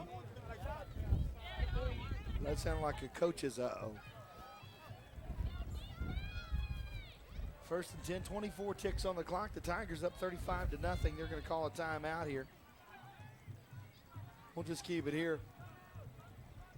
We've got the Carter County Dodge 5-star player of the game. Well, that's already wrapped up. Going to give it to the defense. Well, they just gave up a big play. We might take it away. Yeah, that's it. No, maybe we spoke too early. Not really. That's more offense right there, though, than they had for the two-thirds of the game or more. That's the entire first half anyway. So. It's been a long time since we've had this many parents lined up waiting to get on the field, too. That's pretty cool. Ardmore Tigers about to reach a place that it's been since 92. I'll tell you who doesn't want Altus to score right now is Carl Albert, because that's just going to make the defense angry for next week. Well, I think Altus kind of shot themselves in the foot right there. There's a jump on both sides. Oh, it is going to be encroachment against the Tigers. Well, that's not good. So that'll give them half the distance here. Just going to make it a little more interesting. First, Offside is the call against the Tigers. Lose it first down and to 5 at the 5. 5.5. They can get a first down inside the 1 yard line. 22 seconds on the clock here. Defense hunkers in here. Stevanovic hands it to the right side. Tackle. He's in. Shy. No. Touchdown. Altus. And the crowd goes wild. So the Bulldogs get it into the end zone with 16 seconds to play. He goes into the end zone for the So flag Bulldog scores, and that touchdown. makes the score 35-6 here. So And, you know, you got to credit Altus. So their season is not done either. They're going to be in the playoffs, and they continue to compete out there. They hit the big post pattern and then score. For, as a matter of fact, not only are they in the playoffs, no, they'll be third now with Lawton Mack's win over Southeast last night, I think. So they will have to go on the road to play. Southeast is fourth or Duncan fourth? Duncan is Duncan is fourth, and Southeast is out. Across the middle, there's the 2-point conversion. Good toss to their big tight end right there, Aaron Hay, and that will leave it at 35-8 with 16 seconds remaining. Is good for the 2-point conversion. And the starters are going to give the reserves an earful there. They lost their shutout for them, but Altus continues to compete as the season will wear on for them next week. The starters have lost a few shutouts this year late. It has been a great.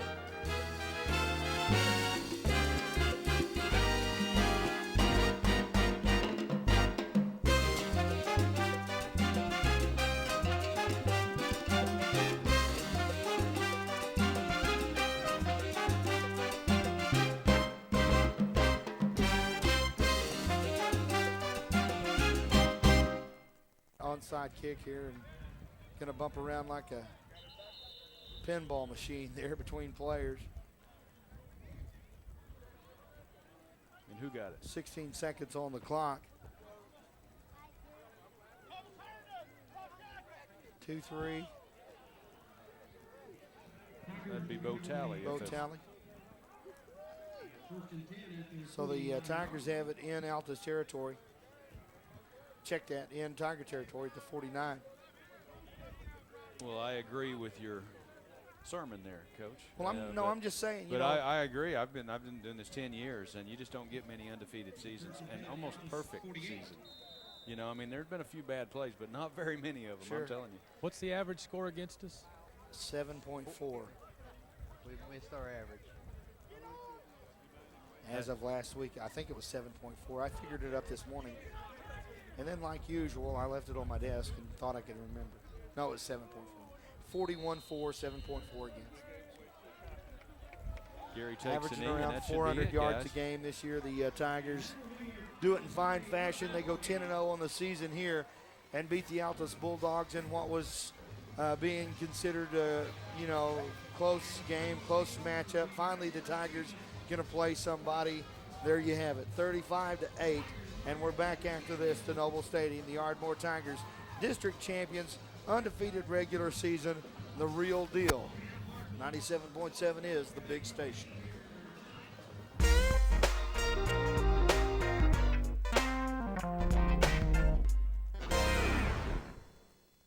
Again, the Ardmore Tigers with the victory to go 10-0 on the year. Undefeated regular season, and what a great season it has been, and it just gets better from here on out because now, as the coaches sometime will tell you, the games count and really count. The Tigers set to play at home next Friday. They'll play their first round playoff game right here. They need to win that to get their second round playoff game, and again, they win here tonight, 35-8, the final score. We got the Carter County Dodge 5-star dealer star of the game. The 5-star dealer star of the game tonight goes to the Ardmore defense, and we could have given it to them in 20 games this year if they keep playing because they are certainly prepared to get it done each and every week. So interesting football team. A lot of hype over the offense through the year, but just can't compare to the way that defense plays and flies at the football. David Polk, I believe, is on the sideline down there with the five-star dealer, star of the game from the Carter County Dodge. Well, last night, Robbie, you were talking to me, and it said Roberts or Robbie, and really you said either way. But a great night. We gave the defense a portion of the star of the game. You guys just all did a great job tonight, and 2 interceptions, and did some things back recovering, making sure balls didn't get behind you. It was a fun night. Yes, sir. It was, man. We've been waiting for this for a whole year. We came out here competing, snap one for snap to the final snap. We was ready tonight. We was ready. Well, it was you could tell that you guys were. It was intense. Nobody quit. Nobody wanted to come out. No, nobody wanted to come out. This is what we've been looking for the whole year. 4 overtimes last year. We were looking for payback. We wanted to give it to them tonight. Well, I think Altus got it. They saw what you guys were made of, and I know there was a little bit of talk, and that's all gone now. Yeah, it's all gone. But we're looking for the playoffs now. On next week to the playoffs, Robbie Gordon and Dante Miller. You had a good night tonight. You ran well. You caught some passes. It was a fun night for you, huh? Yes, it was. I had a lot of fun out here. It's going to be one of those guys. Talk a little bit about your end around, the run into the end zone. It was just wide open for you. You had to make a cut, but it was a good one. Yeah, well, it just started out, it was supposed to be a short out, but Jermaine got in my way, so I faded out. Long just fell at the ball, and I caught it and turned and just took off running. It was a good play. And then, you got a really solid long touchdown. It was a good night, Dante. You had to have some fun out there. Yes, we did.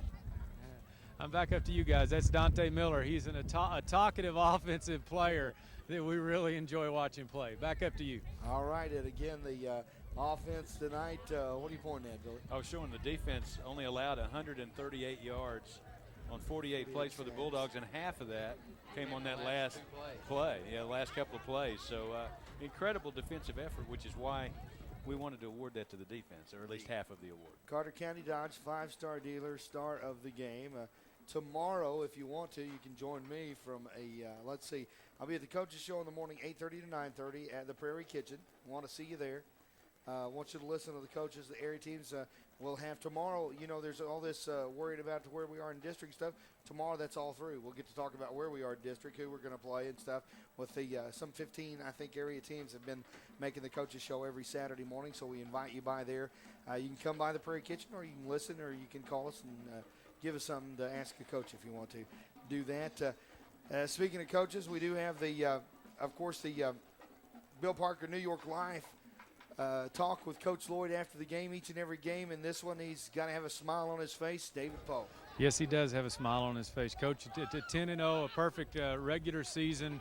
A lot to tell Altus about our team this week. Well, my favorite drive was that fourth one, second one of the second half, when we just hammered them and kept the ball on the ground. I thought we made a statement there, but, it's always good to beat Altus. And, I thought our kids played well. It's a lot of wind out here, and I think we scored 2 or 3 touchdowns into the wind. And, our second part of our season starts now, but it's great to be 10-0. And I think for the first time since '92 and be a district champion, but these kids deserve it.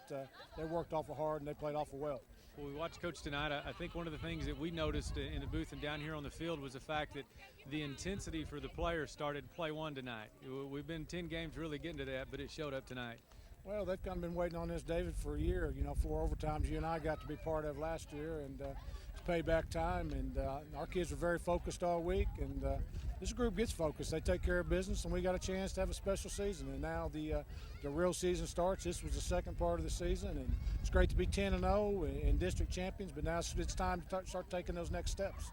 Coach, talk a little bit just quickly about your seniors. We had some solid seniors. They've done a great job, and the leadership they had, even on the sideline with Austin, who can't play now. The things that they're doing is pretty special. Well, Austin Williams and to me and Lionel Jimenez, the kids like that, that's what high school football is all about. And it's a special group, whether or not you go on and win it or not.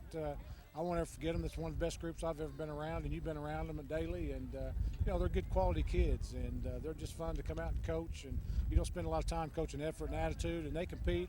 And they play up to the level of competition. They like a challenge, and, there are some people concerned about, didn't play well against John Marshall, Capitol Hill. Well, we played well enough to win. They played well enough to win tonight and beat a good football team soundly. And the game wasn't as close, and they're lucky the wind was blowing like it was for a couple of quarters. And they scored the touchdown against our JVers. So, I thought we did a lot of good things. And, like I said, it's a special group of kids, and it's a special group of kids to be around on a daily basis. And got a chance to have a good season. No doubt. Well, congratulations again, Coach. 10-0.